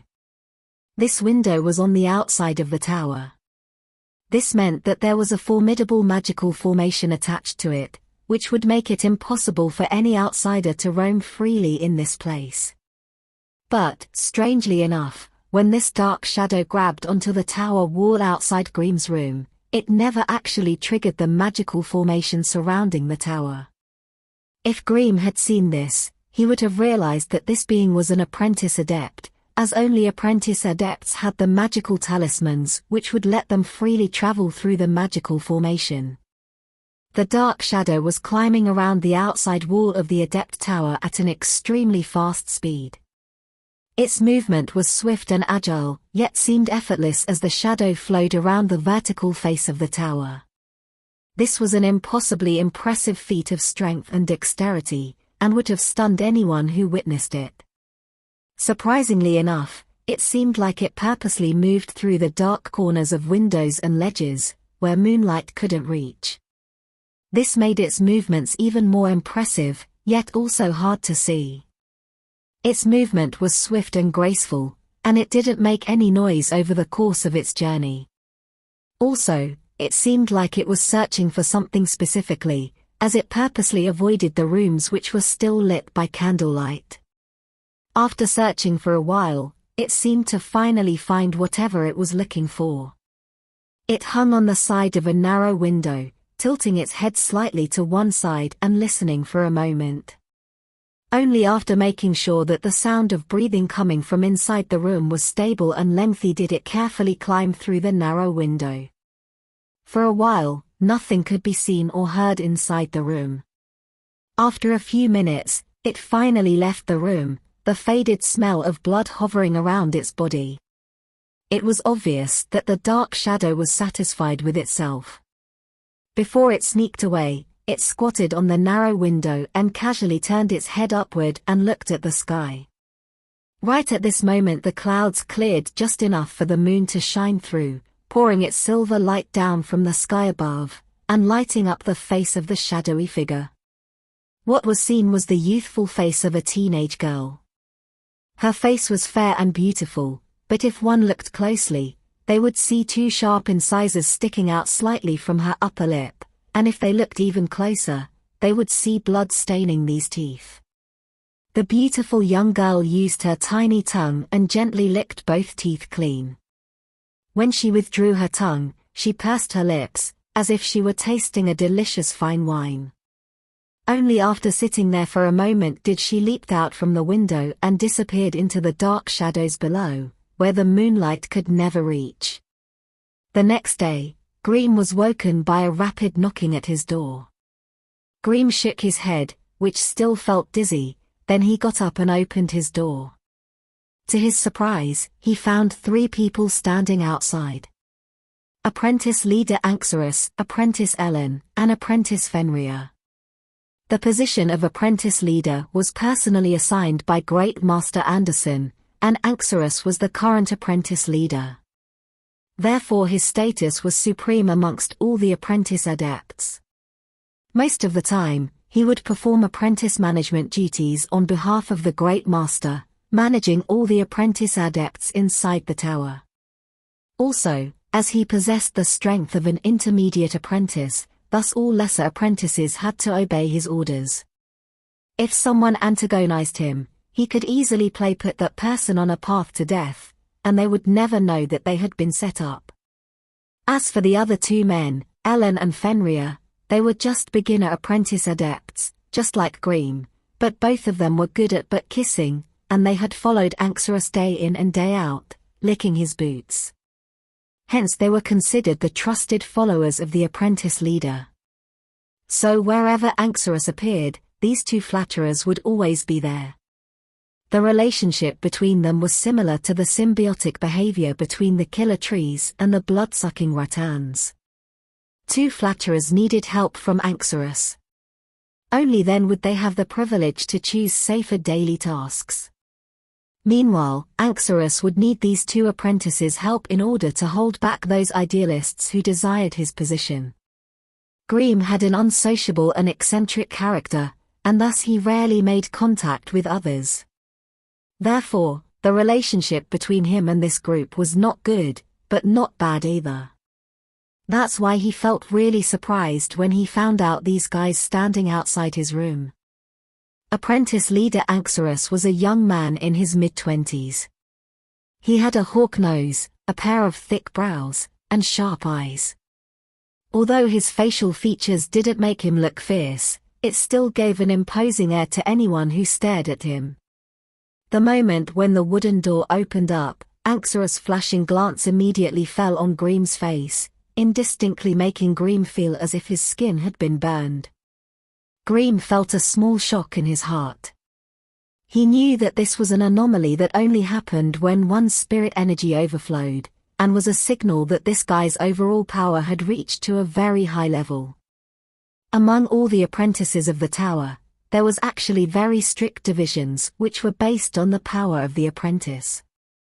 Those who had only mastered 1 or 2 magic spells, and possessed a spirit level of 10 or less were all beginner apprentice adepts, considered to be the lowest ranked among the apprentice adepts in this tower.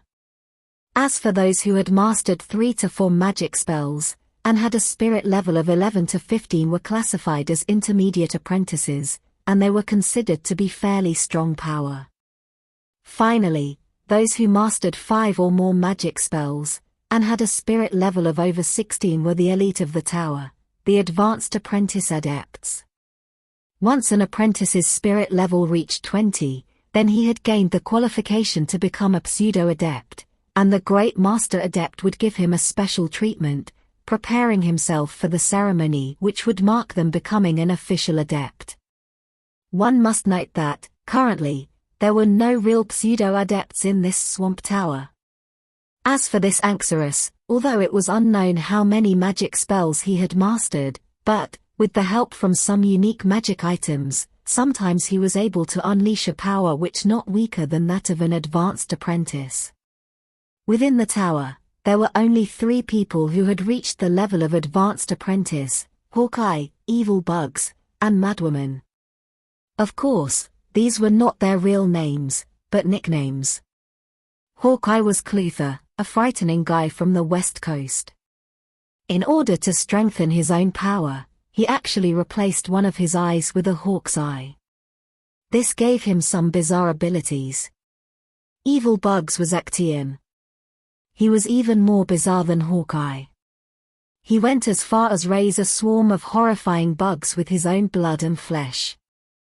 When fighting with him, a single careless mistake in battle would end with being eaten by thousands of bugs. As for the last one, Madwoman, she had an immense thirst for violence. Using a huge steel sword, which was taller than your average human, she was undefeated among all the apprentices. She was so violent and terrifying in battle that no one dared to challenge her. The 3 of them had either mastered some magic spells with tremendous power or possessed some bizarre and unique abilities. No matter what, they had long ditched the status of ordinary apprentices and all become candidate who had the potential to break through and attain the status of pseudo-adept. Thus, when facing with the flaming glance from such a powerful apprentice adept, Grimm's spirit was clearly not enough to support him, and his mind was suppressed by the person in front of him. Grimm, something happened in the tower last night. Do you know anything about it? Apprentice leader Anxurus was still staring coldly at Grimm without saying anything. It was Ellen who was doing all the talking. What? Something happened. Was someone killed in a magical experiment? Obviously, Grimm had no idea what was going on. There were no issues with any magical experiments. Someone was murdered right inside his room. Finding that Grimm's puzzled eyes and shocked expression didn't seem fake, Anxorus spoke slowly, but his eyes were still focused on Grimm's face, making sure he missed nothing of Grimm's expression. Murdered. Grimm was startled, but he immediately became freaked out and said, "Who died?" Although from time to time apprentice adepts died in accidents in this swamp tower, most deaths happened while on dangerous missions or from accidents in bizarre magical experiments. Not once had an apprentice adept been murdered by someone before. After all, every single apprentice adept was a precious treasure for Great Master Adept Anderson, so he would never allow his apprentices to murder each other.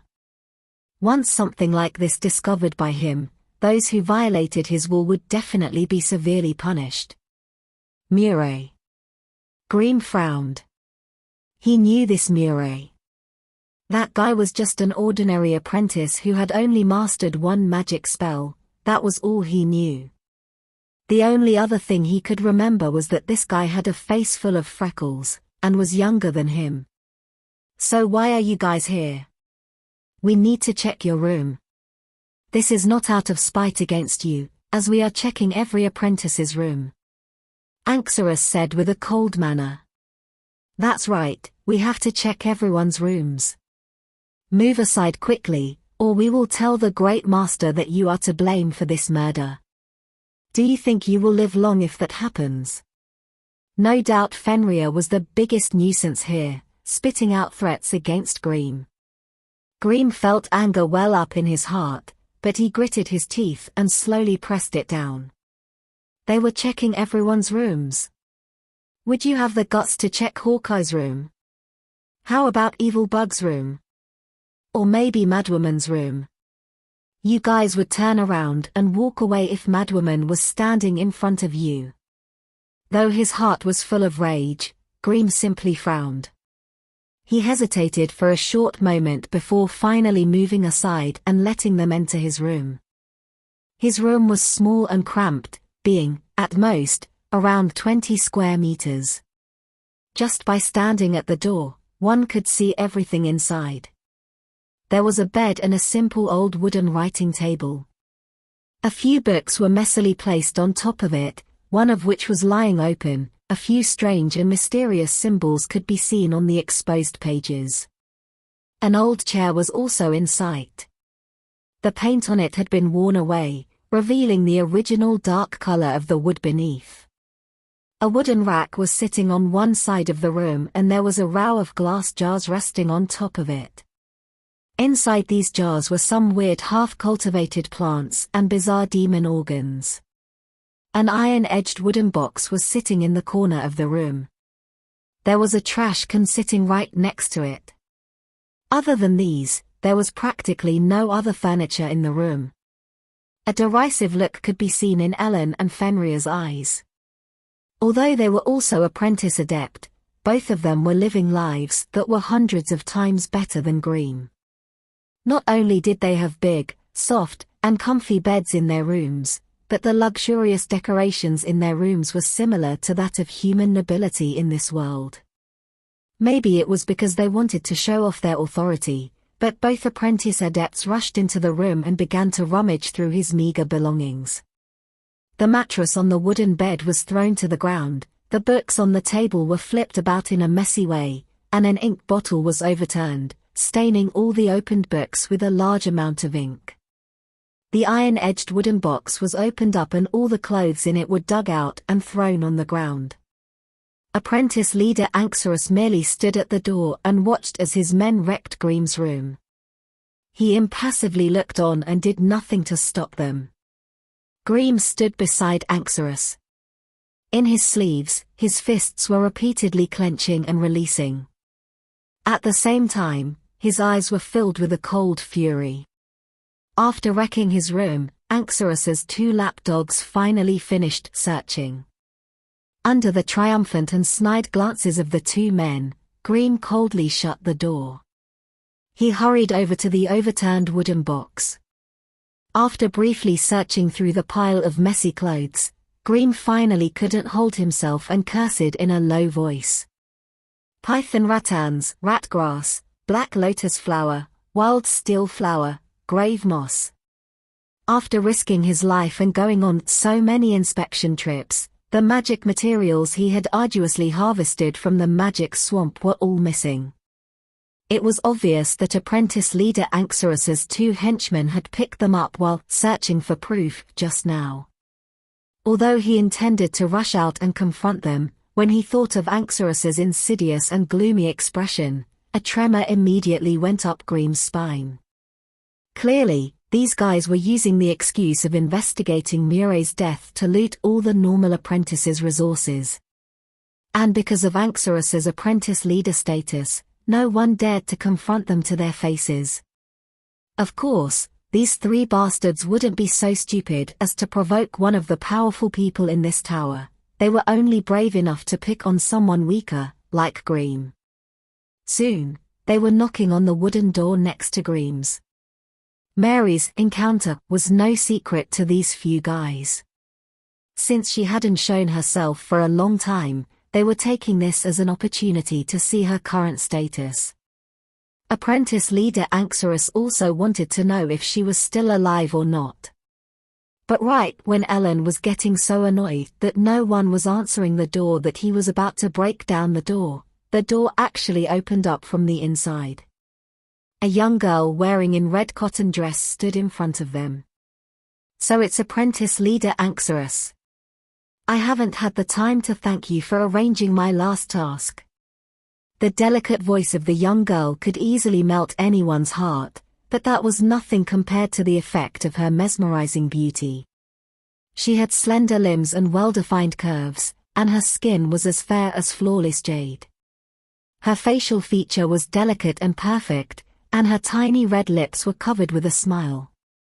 But the most attracting part of her was her pair of bright blood-red eyes. They were like 2 pure crystal-clear rubies mounted on her extraordinary face, making her as enchanting as a fairy. Also, she was wearing a bright red dress that completely exhibited her lovely body and exposed a large portion of her fair skin, dazzling anyone who saw her.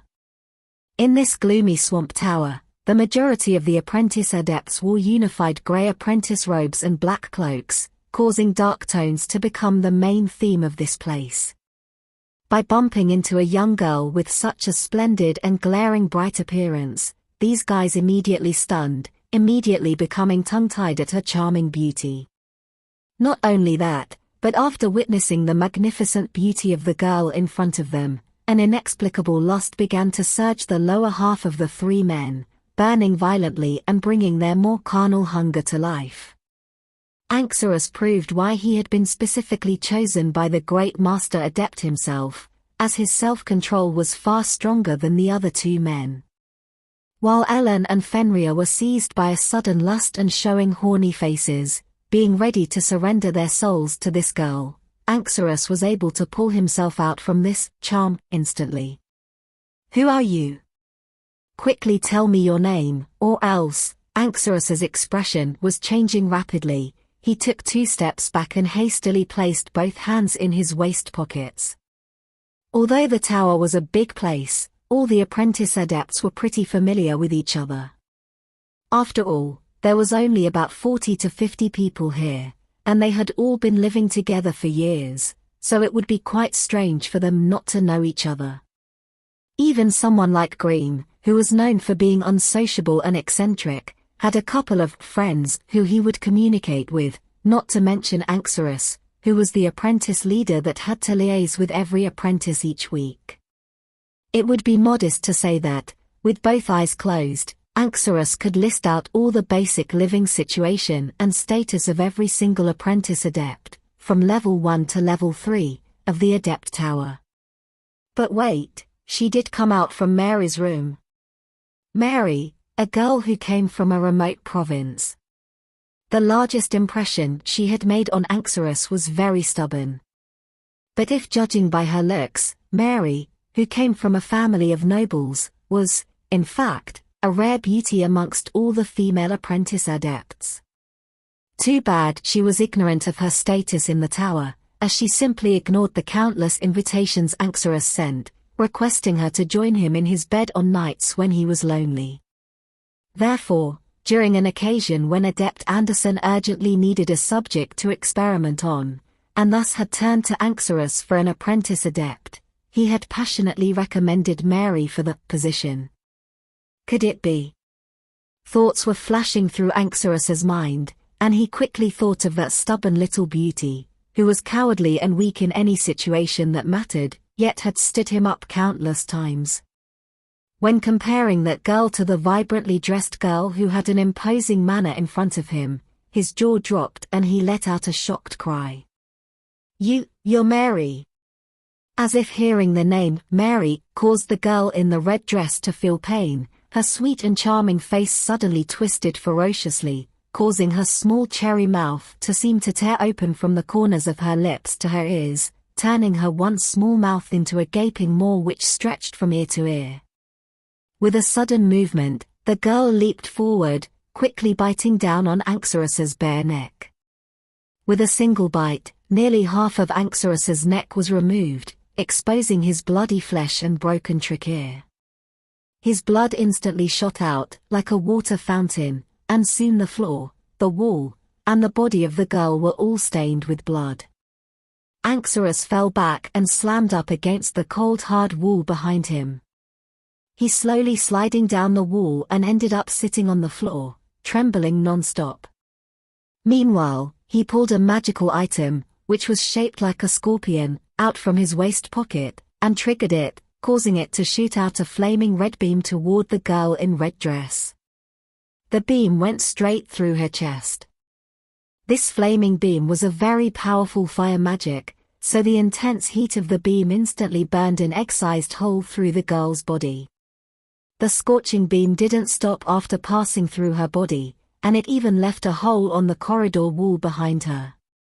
After using it, Anxurus threw away the magical item. Next, with both hands trembling, he pulled a small, fist-sized bottle containing green liquid from his waist pocket. He then pulled off the bottle's cap and poured the liquid onto the huge wound on his neck. Anxurus had a pretty strong vitality, so even though he had suffered such a deadly injury, he didn't die immediately. Instead, his half-broken neck suddenly showed signs of rotting, and the exposing flesh rapidly dehydrated. At the same time, the blood spurting from his wound slowed down and eventually came to a complete stop. Partially zombified body.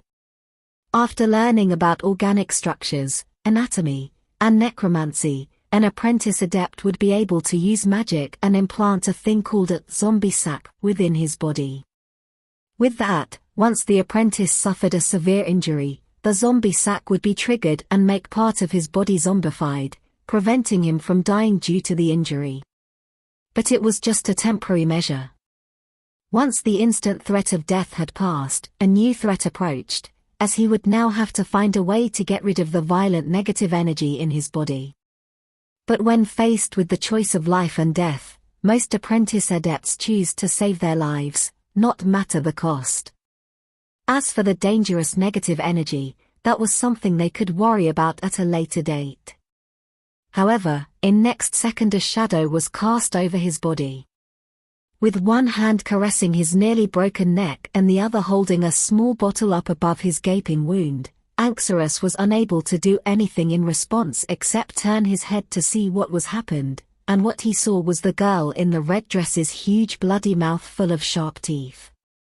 Her red dress was being stained purple by some liquid leaking from the hole in her chest. Purple-colored blood. Was she still human? This was the last thought that ever went through Anxurus's mind. The girl, once again, leapt forward, placing her body on top of his and latching her gaping maw onto his wounded neck. The sound of her sucking out his blood was loud and clear. As the girl was busy with her work, she was ignoring the other two apprentice adepts at her side. Both men had taken out the crude magical items they owned and readied them in their hands, but when facing with such a bloody and horrifying scene, neither of them could gather enough courage to trigger the magical items in their hands. Thinking back, even the powerful magical item of apprentice leader Anxorus couldn't cause real harm to this red-dressed monster. Perhaps the magical items in their hands would not be enough to damage her in the slightest. What if they provoked this monster? Perhaps it would leap onto their bodies next, feasting on their flesh, drinking their blood, and crushing their bones between its teeth. By the time both men had proceeded to cower up against the wall, trembling non-stop, the girl in the red dress had stopped consuming the flesh and blood of the former apprentice leader. She sat up from the body, her back facing toward these two cowardly apprentices, and took out a snow-white handkerchief and a round-shaped small mirror. She proceeded to gently wipe her lips, a look of satisfaction covering her face. Under the effect of some mysterious healing force, the bloody purple hole on her chest started stitching itself together at an incredible rate. In the blink of the eyes, it had transformed back to the same silky smooth fair skin, and not even the tiniest scar could be seen. What a frightful regenerative ability! Could it be that she was the legendary, fearsome noble of the dark, the vampire? Through a tiny crack in his door, Greem witnessed everything that had just happened. As for how his neighbor, who had been contaminated by a magical spell, turned into a vampire, he didn't have a single clue. But in regards to the death of the apprentice leader Anxorus, he was filled with a heartfelt joy. However, the fight had lasted for some time, and even an apprentice had been killed. No matter how insensitive the adept of the tower was, he should have sensed something by now. Greem's mind was suddenly filled with a single thought: with all that had just happened, how was this day going to end? After licking the blood off her face, the girl in the red dress turned around, once again revealing her delicate and seductive face to the two quivering apprentices. Fenrir, who couldn't withstand such a powerful visual impact, fainted, his arms and legs splaying out on the floor in random directions. The terrifying and ferocious look of Mary had been completely covered up, as she had turned back into the lovely girl with the beautiful face. However, her blood-red eyes and the two small, yet sharp-looking, teeth sticking out from her lips gave hints of the terrifying being hiding behind the charming beauty. Though nearly half her body was splattered with blood, she somehow managed to look as delicate and charming as a flower. It was such an intense visual impact that even Greem, who was only glimpsing this through the crack in his door, couldn't control himself and felt himself being charmed by her intense beauty. A vampire in its nascent form had no fear of having its body damaged, because, as long as they had blood, they would be able to obtain unlimited vitality. This was an immortal species which only existed in ancient books in this land of adepts. As they were overhunted by adepts, their species was nearly extinct. Even if there were some survivors, they dared not to expose their real identity. This was why Greem was so shocked by seeing Mary turn into a vampire. After his initial shock over Mary's current racial status, Greem also felt a shiver, as he thought about how powerful adepts must be, that they should be able to hunt these vampires into extinction. What kind of magic experiment did Mary go through? How did it turn an ordinary human girl into this bloodthirsty ancient species who loved to kill? Could the strange noises he heard during the night have been caused by Mary's mutation? Right when the red-dressed girl Mary moved threateningly towards Ellen, who was still trembling, the torches on both sides of the dark corridor suddenly lit up, and a mystic figure stepped out from the shadows of the wall and spoke. "Halt your steps, my child. Today's slaughter has been more than enough for you to complete the last step in your evolution. From now on, you have to try your best to restrain your desire for fresh blood by stealing your mind. Return to the path of searching for knowledge." The man who was speaking had a bent back, and his face was full of wrinkles and loose skin. A long, flowing, pure black robe covered his body, and a long pointed hat, which curled slightly at the top, sat on his head. He was holding a staff made from twisted roots and gnarled branches, and it had a big green crystal embedded on top of it. Specks of light diffused from the crystal, creating layers of amber in the middle of the air. This old man was the only adept in this adept tower, the great adept, Anderson. As for his adept rank, with Grimm's current knowledge and experience, he had no idea.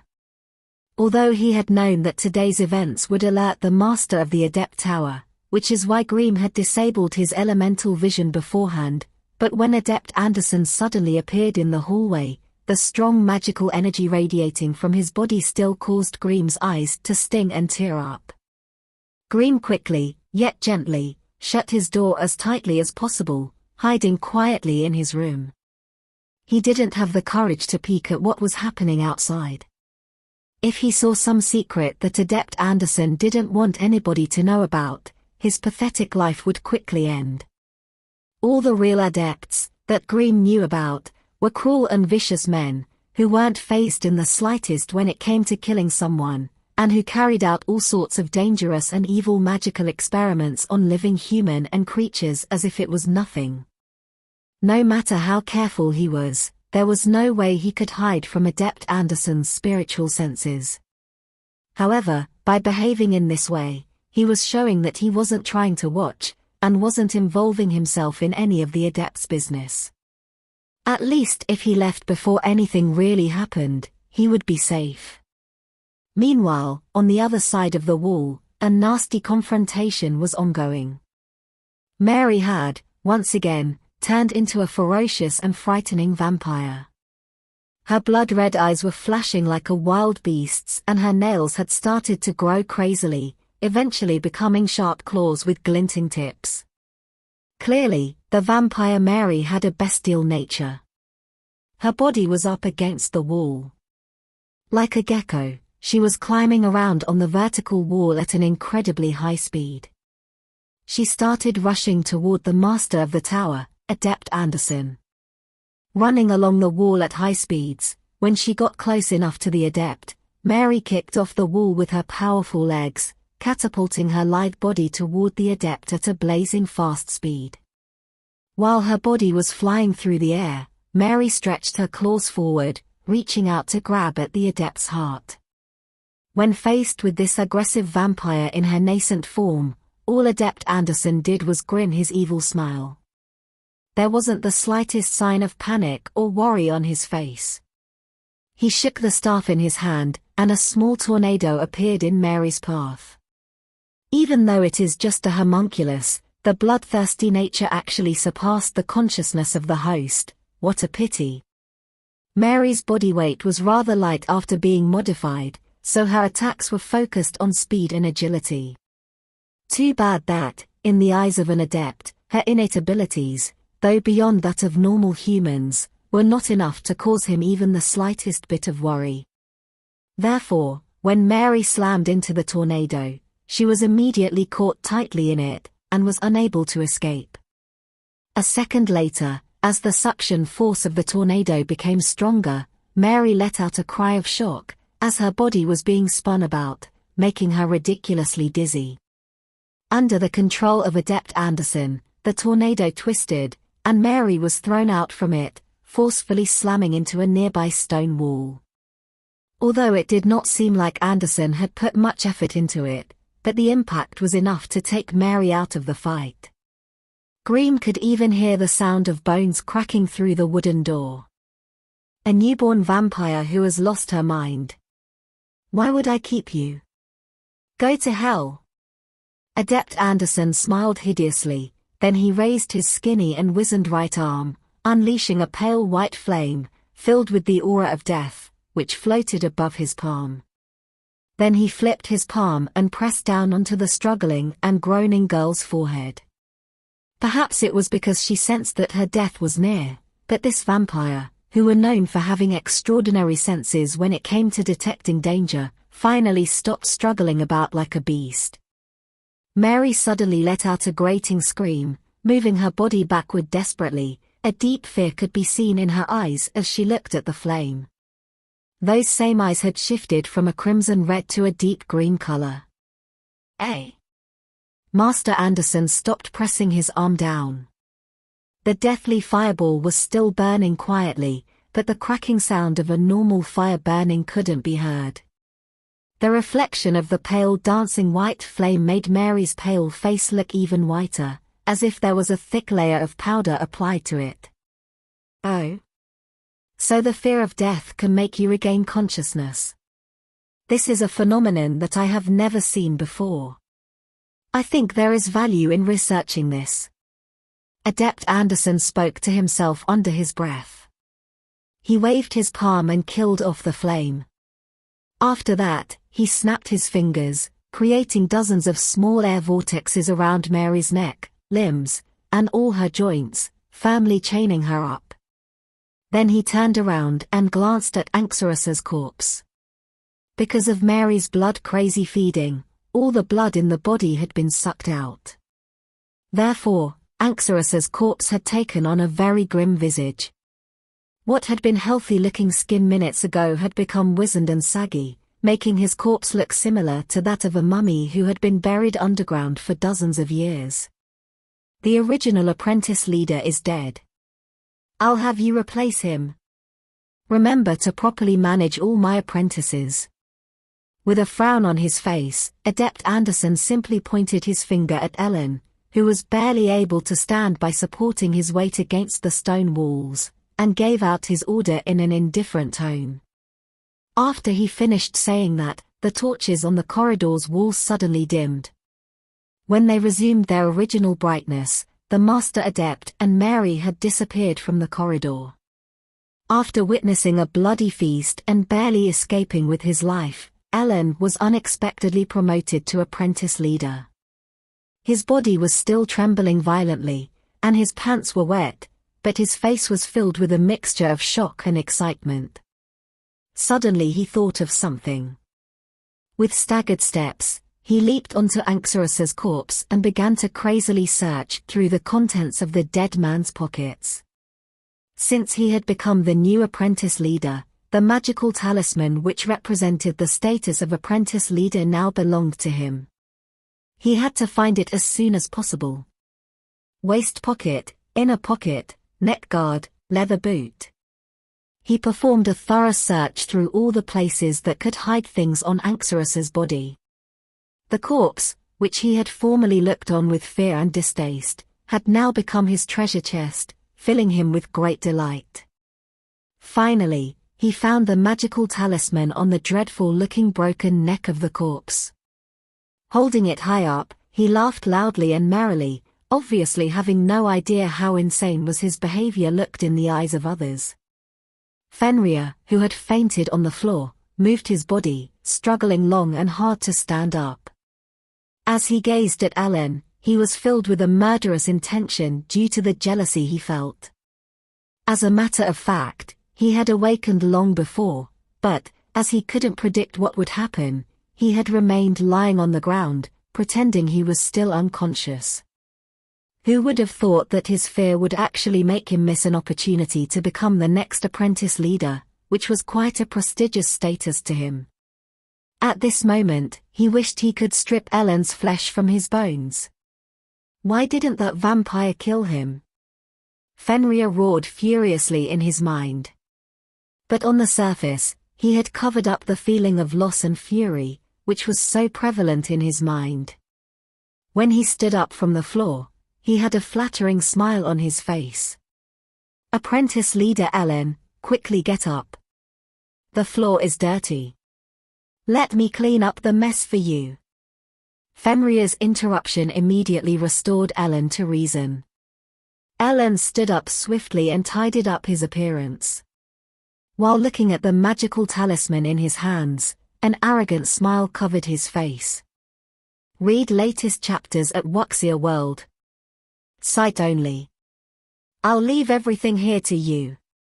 Something bad has happened to the original apprentice leader.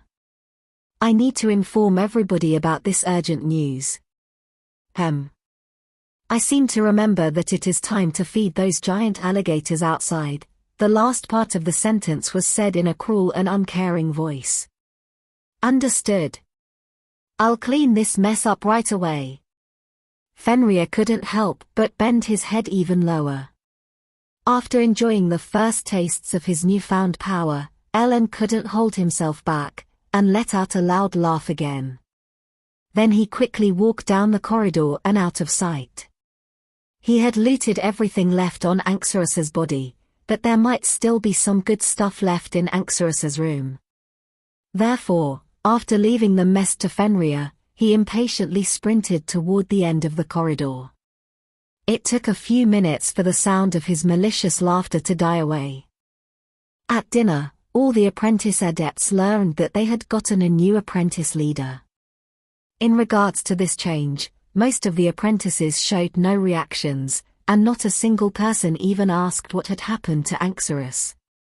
Grimm, being quite the opposite of their new apprentice leader, Ellen, who was proudly proclaiming his new status in the cafeteria, could barely hold down his ire at his new apprentice leader. Although the former apprentice leader hadn't been very nice, at least he was a fairly strong guy who had mastered 3 to 4 magic spells. He wasn't as strong as Hawkeye, Evil Bugs, or Madwoman, but he was much stronger than most of the elementary-level apprentices. Why else would they swallow their pride silently while being ruthlessly exploited by him? On the other hand, everybody knew Ellen's background. He was just a rookie, and had only mastered Wind Blade and Twister Shield. He had spent most of the past year hiding in the Adept Tower, which made his combat skills awfully weak. If he had to fight them, perhaps more than half of the apprentice's adepts could defeat him one-on-one. But looking at the 4 friends who were surrounding him, clearly this guy had a good understanding of his weaknesses and had compensated for them by drawing in a few helpers. Right when Ellen was proudly giving his inauguration speech, the wooden door of the cafeteria was roughly kicked open by someone, forcefully slamming up against the stone wall. After that, a young man, who had his left eye covered with an eye patch, walked into the cafeteria with a somber expression on his face. Apprentice leader Ellen's inauguration speech came to a sudden halt.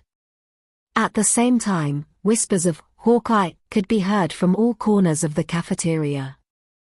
The young man who wore eye patch was one of the 3 strongest apprentice adepts, Hawkeye.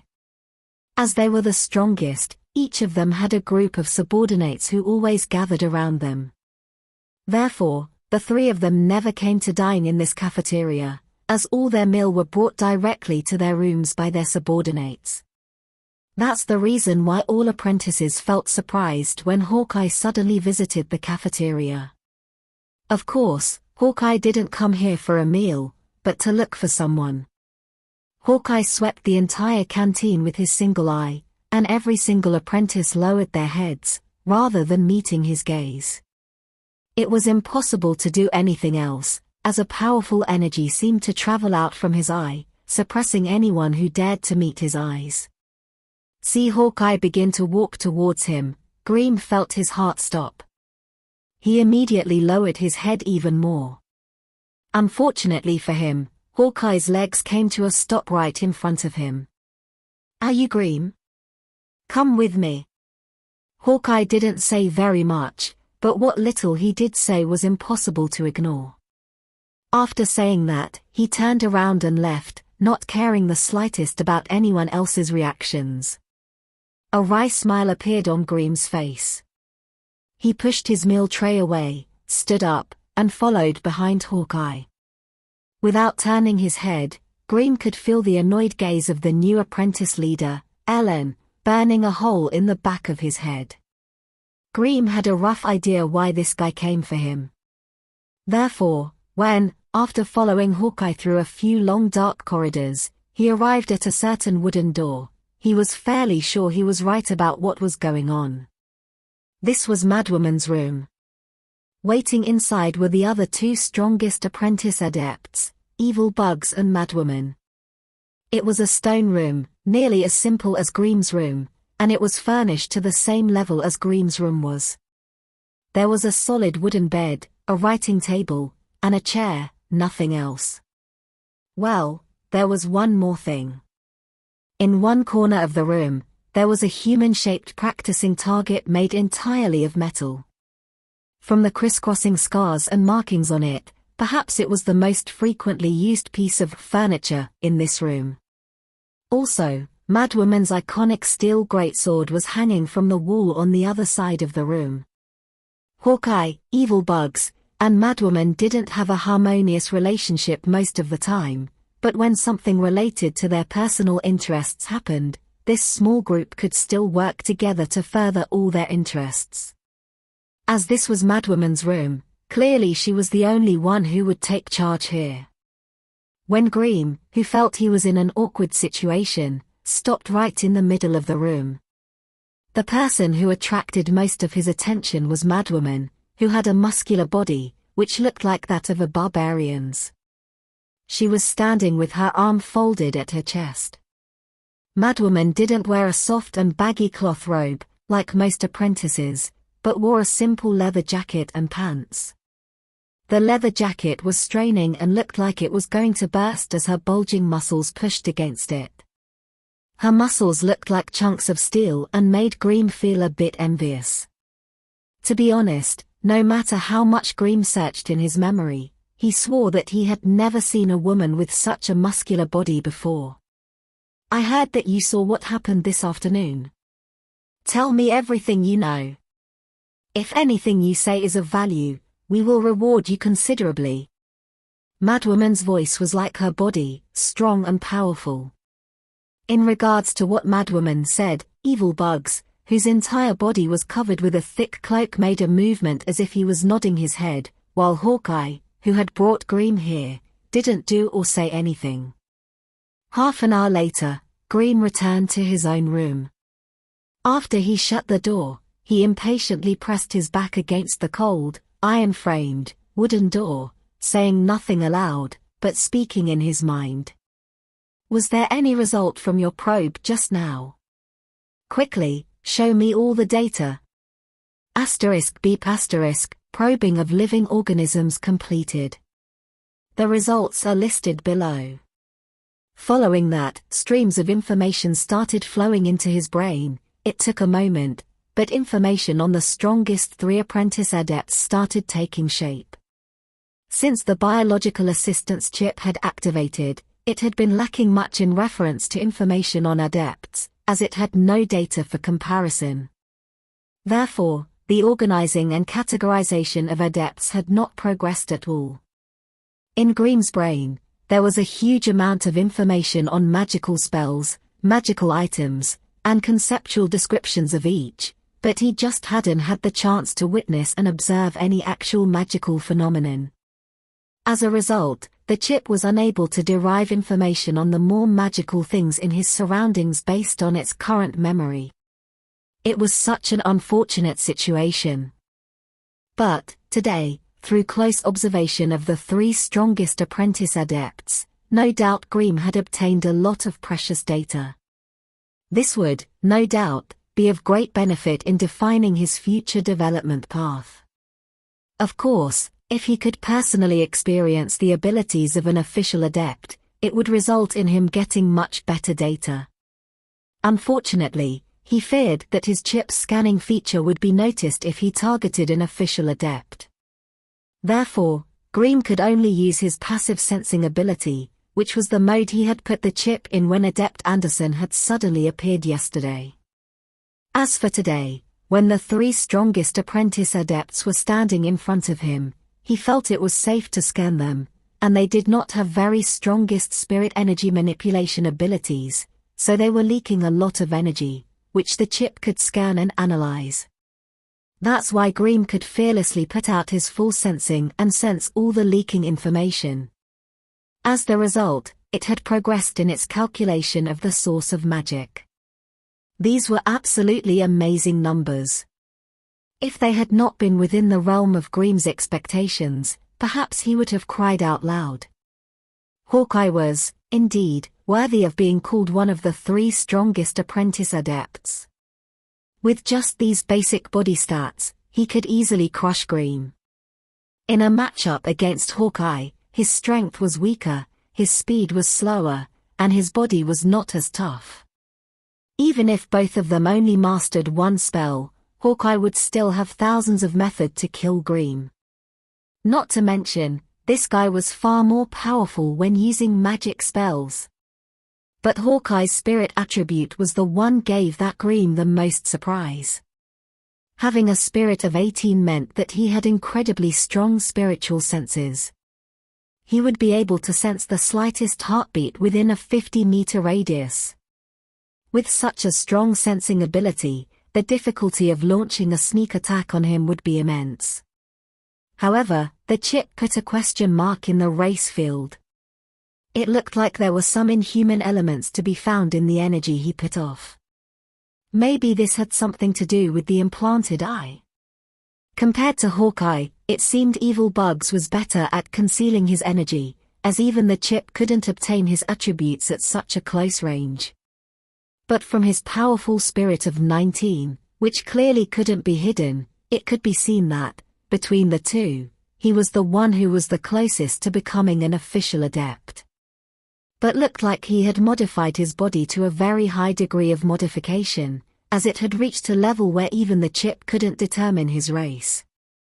In brief, although he probably didn't have the highest of physical attributes, he was still one of the 3 strongest, and this was shown in the frightening spells he had mastered and the modifications he had made to his body.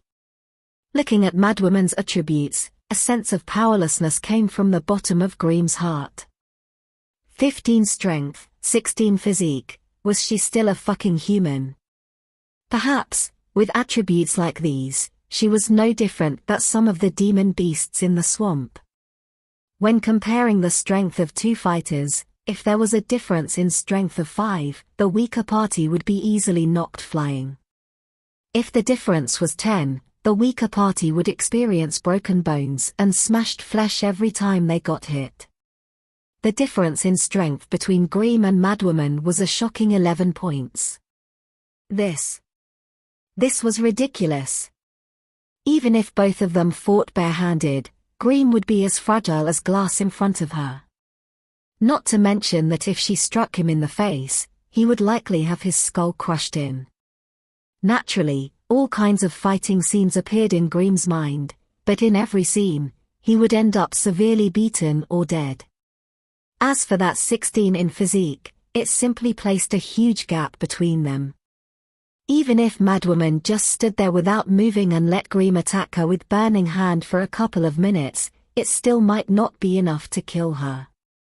Through the comparison of this basic data, once again Grimm acknowledged his weakness.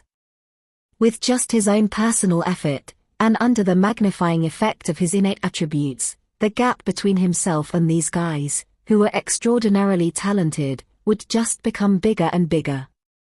He didn't think that there was any way he could catch up to them on his own. Therefore, if he really wanted to proceed in this bizarre world, the only thing he could depend on was the biological assistance chip inside him. Only after pondering these things did Grimm look at the reward he had gotten from the strongest 3. Read latest chapters at Wuxia World. Sight only. With a flip of his hand, a thick book appeared in front of Grimm. With his great eloquence and accurate depiction of his experience from the day before, Grimm truthfully described all the detailed movements of the red-dressed Mary. No doubt this gave the strongest 3 a better impression of him. Only then was he given this odd-looking book of magical knowledge. According to the rules of the Adept Tower, any exchange of internal knowledge was strictly prohibited. Exchanging any magical knowledge copied by apprentice adepts was also strictly prohibited. Anyone who violated these prohibitions would be punished by the master of the tower. Therefore, Madwoman must have obtained this book from another place, or else she wouldn't have simply given it to Grimm. Grimm held his breath impatiently, then he flipped to the first page of the book. Golem Creation Manual. Titan, a physical construction with a powerful magic at its foundation. It is a magical automaton. It is made using mystical materials, such as the magic-repelling steel from the master material universe. The primary characteristic of it is the resistance toward the elements. Lilo-an. Golems are artificial, self-locomoting objects created by adepts. The Titan was the most powerful of these golems. The most defining characteristic of these Titans was their resistance toward elemental attacks. In other words, only those golems which possessed elemental damage resistance could be called Titans. It was all because of the mightiness of adepts. It was only thanks to the characteristic of elemental damage resistance that they were considered to be so powerful. However, being able to resist elemental damage didn't mean the golem was the ultimate weapon for an adept. This ability only allowed a Titan to be immune to spells targeted at its body. For example, using a fireball on the ceiling above a Titan, causing it to be crushed by the weight of the ceiling, or casting an acid pool spell and causing the Titan to fall into the generated pool of acid. Both of these spells were very effective against Titans. Not to mention that all Titans had very low spirit.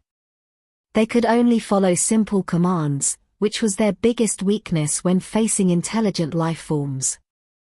Also, Titans were not totally immune from elemental damage, as using a specific elemental spell would cause a specific effect to a certain type of Titan.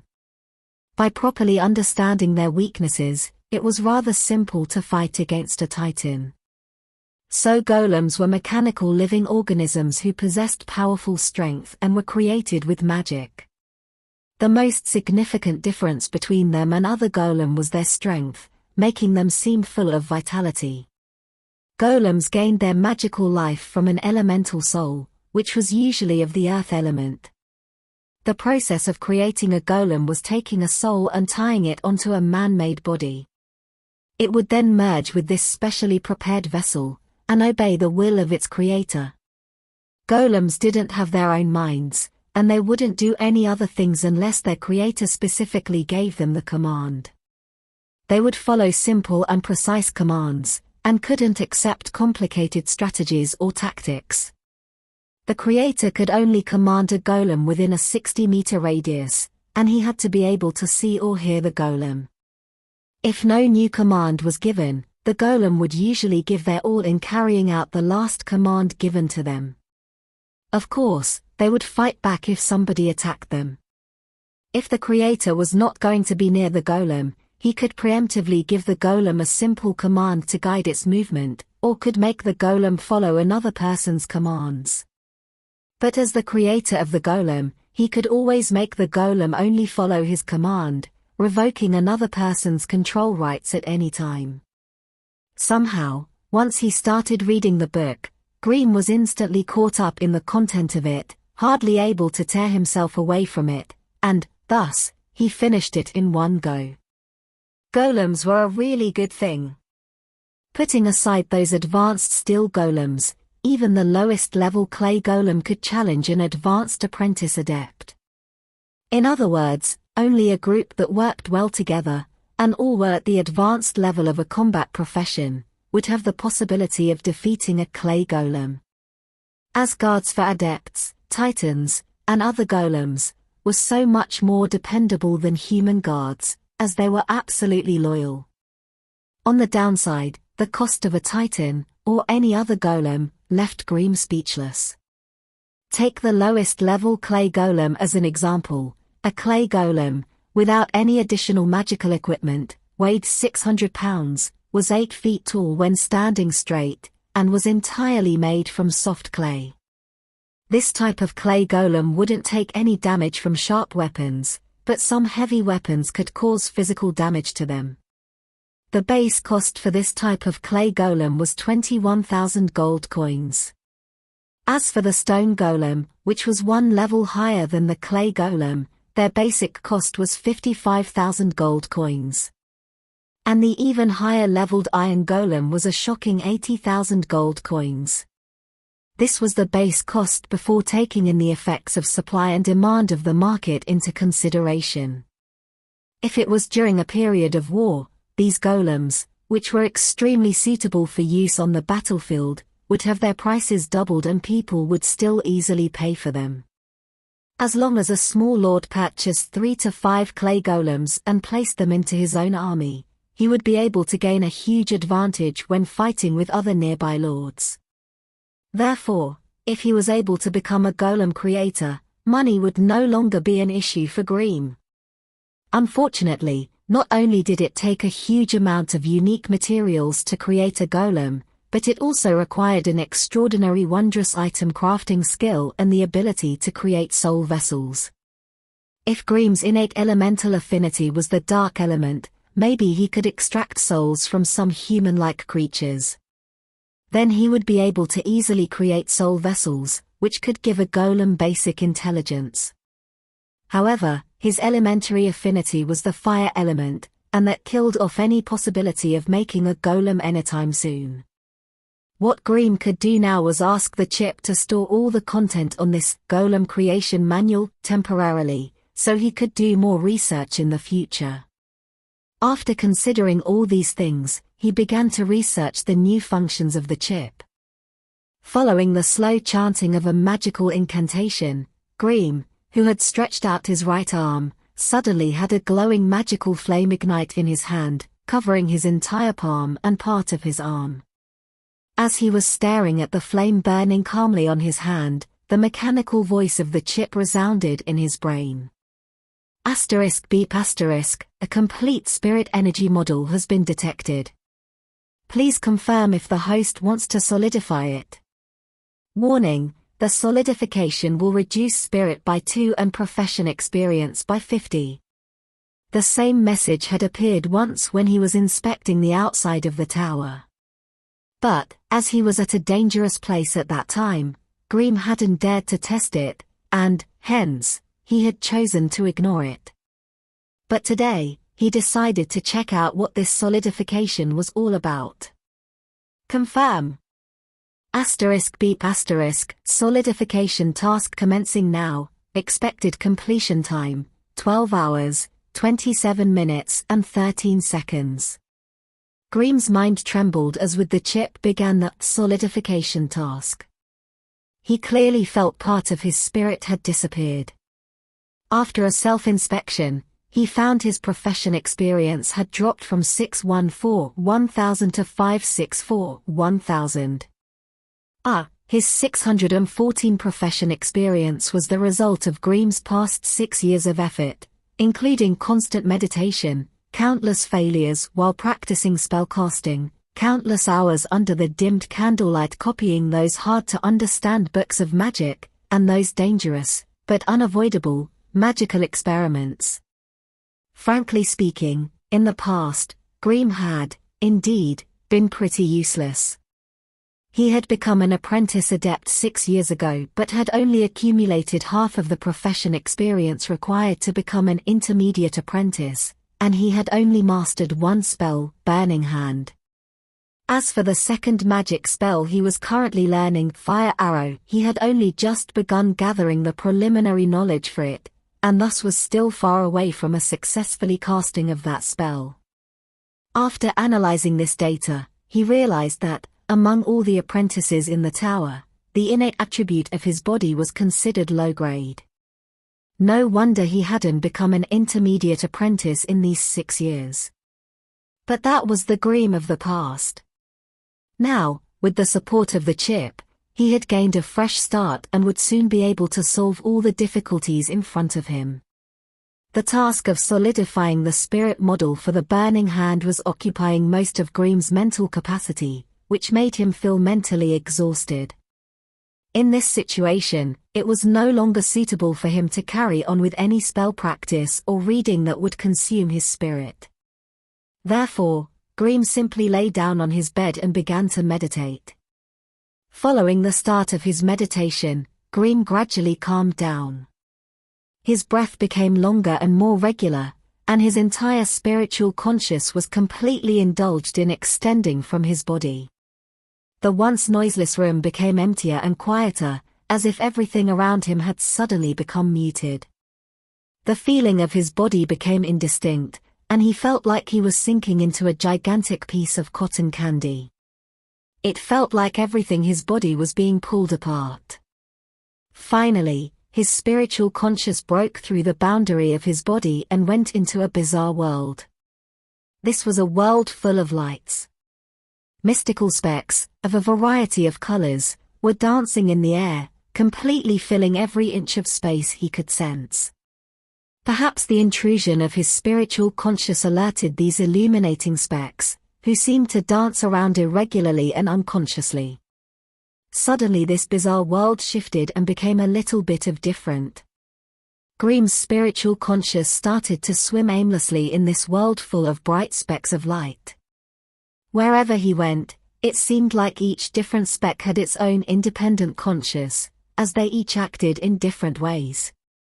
Those illuminating specks who dimly glowed red showed an obvious welcoming behavior toward Grimm, as they would jump into his soul when got close enough, giving him wisps of warm sensations. On the other hand, those cold-toned illuminating specks, for example, blue, gray, black, white, clearly, they were keeping a distance from him. As for those neutral colors, like purple, green, yellow, these illuminating specks didn't move away from him nor show any passionate behavior, but when Grimm's spiritual conscious touched them, they would still merge with him slowly. The entire process was calm and harmonious, and nothing unnatural could be found. The bright orb representing Grimm's spiritual conscious slowly roamed in this boundless ocean of light, passively accepting the merging of those specks of light. Out of curiosity, he tried to control his orb and moved towards some white specks. Apparently, his arrival had alarmed the white illuminating specks, as the leisurely and mindless swimming specks immediately fled the area. Finally, Grimm couldn't bear it anymore. Under a strong conscious guidance, a spiritual tentacle suddenly stretched out from his transparent orb of soul and poked through a slightly bigger white speck. The white speck exploded, turning into a stream of spirit and flowing into Grimm's soul. Compared to the warm sensation he got when merging with the red specks, what this pale-looking speck brought to Grimm was gloomy, dead silence.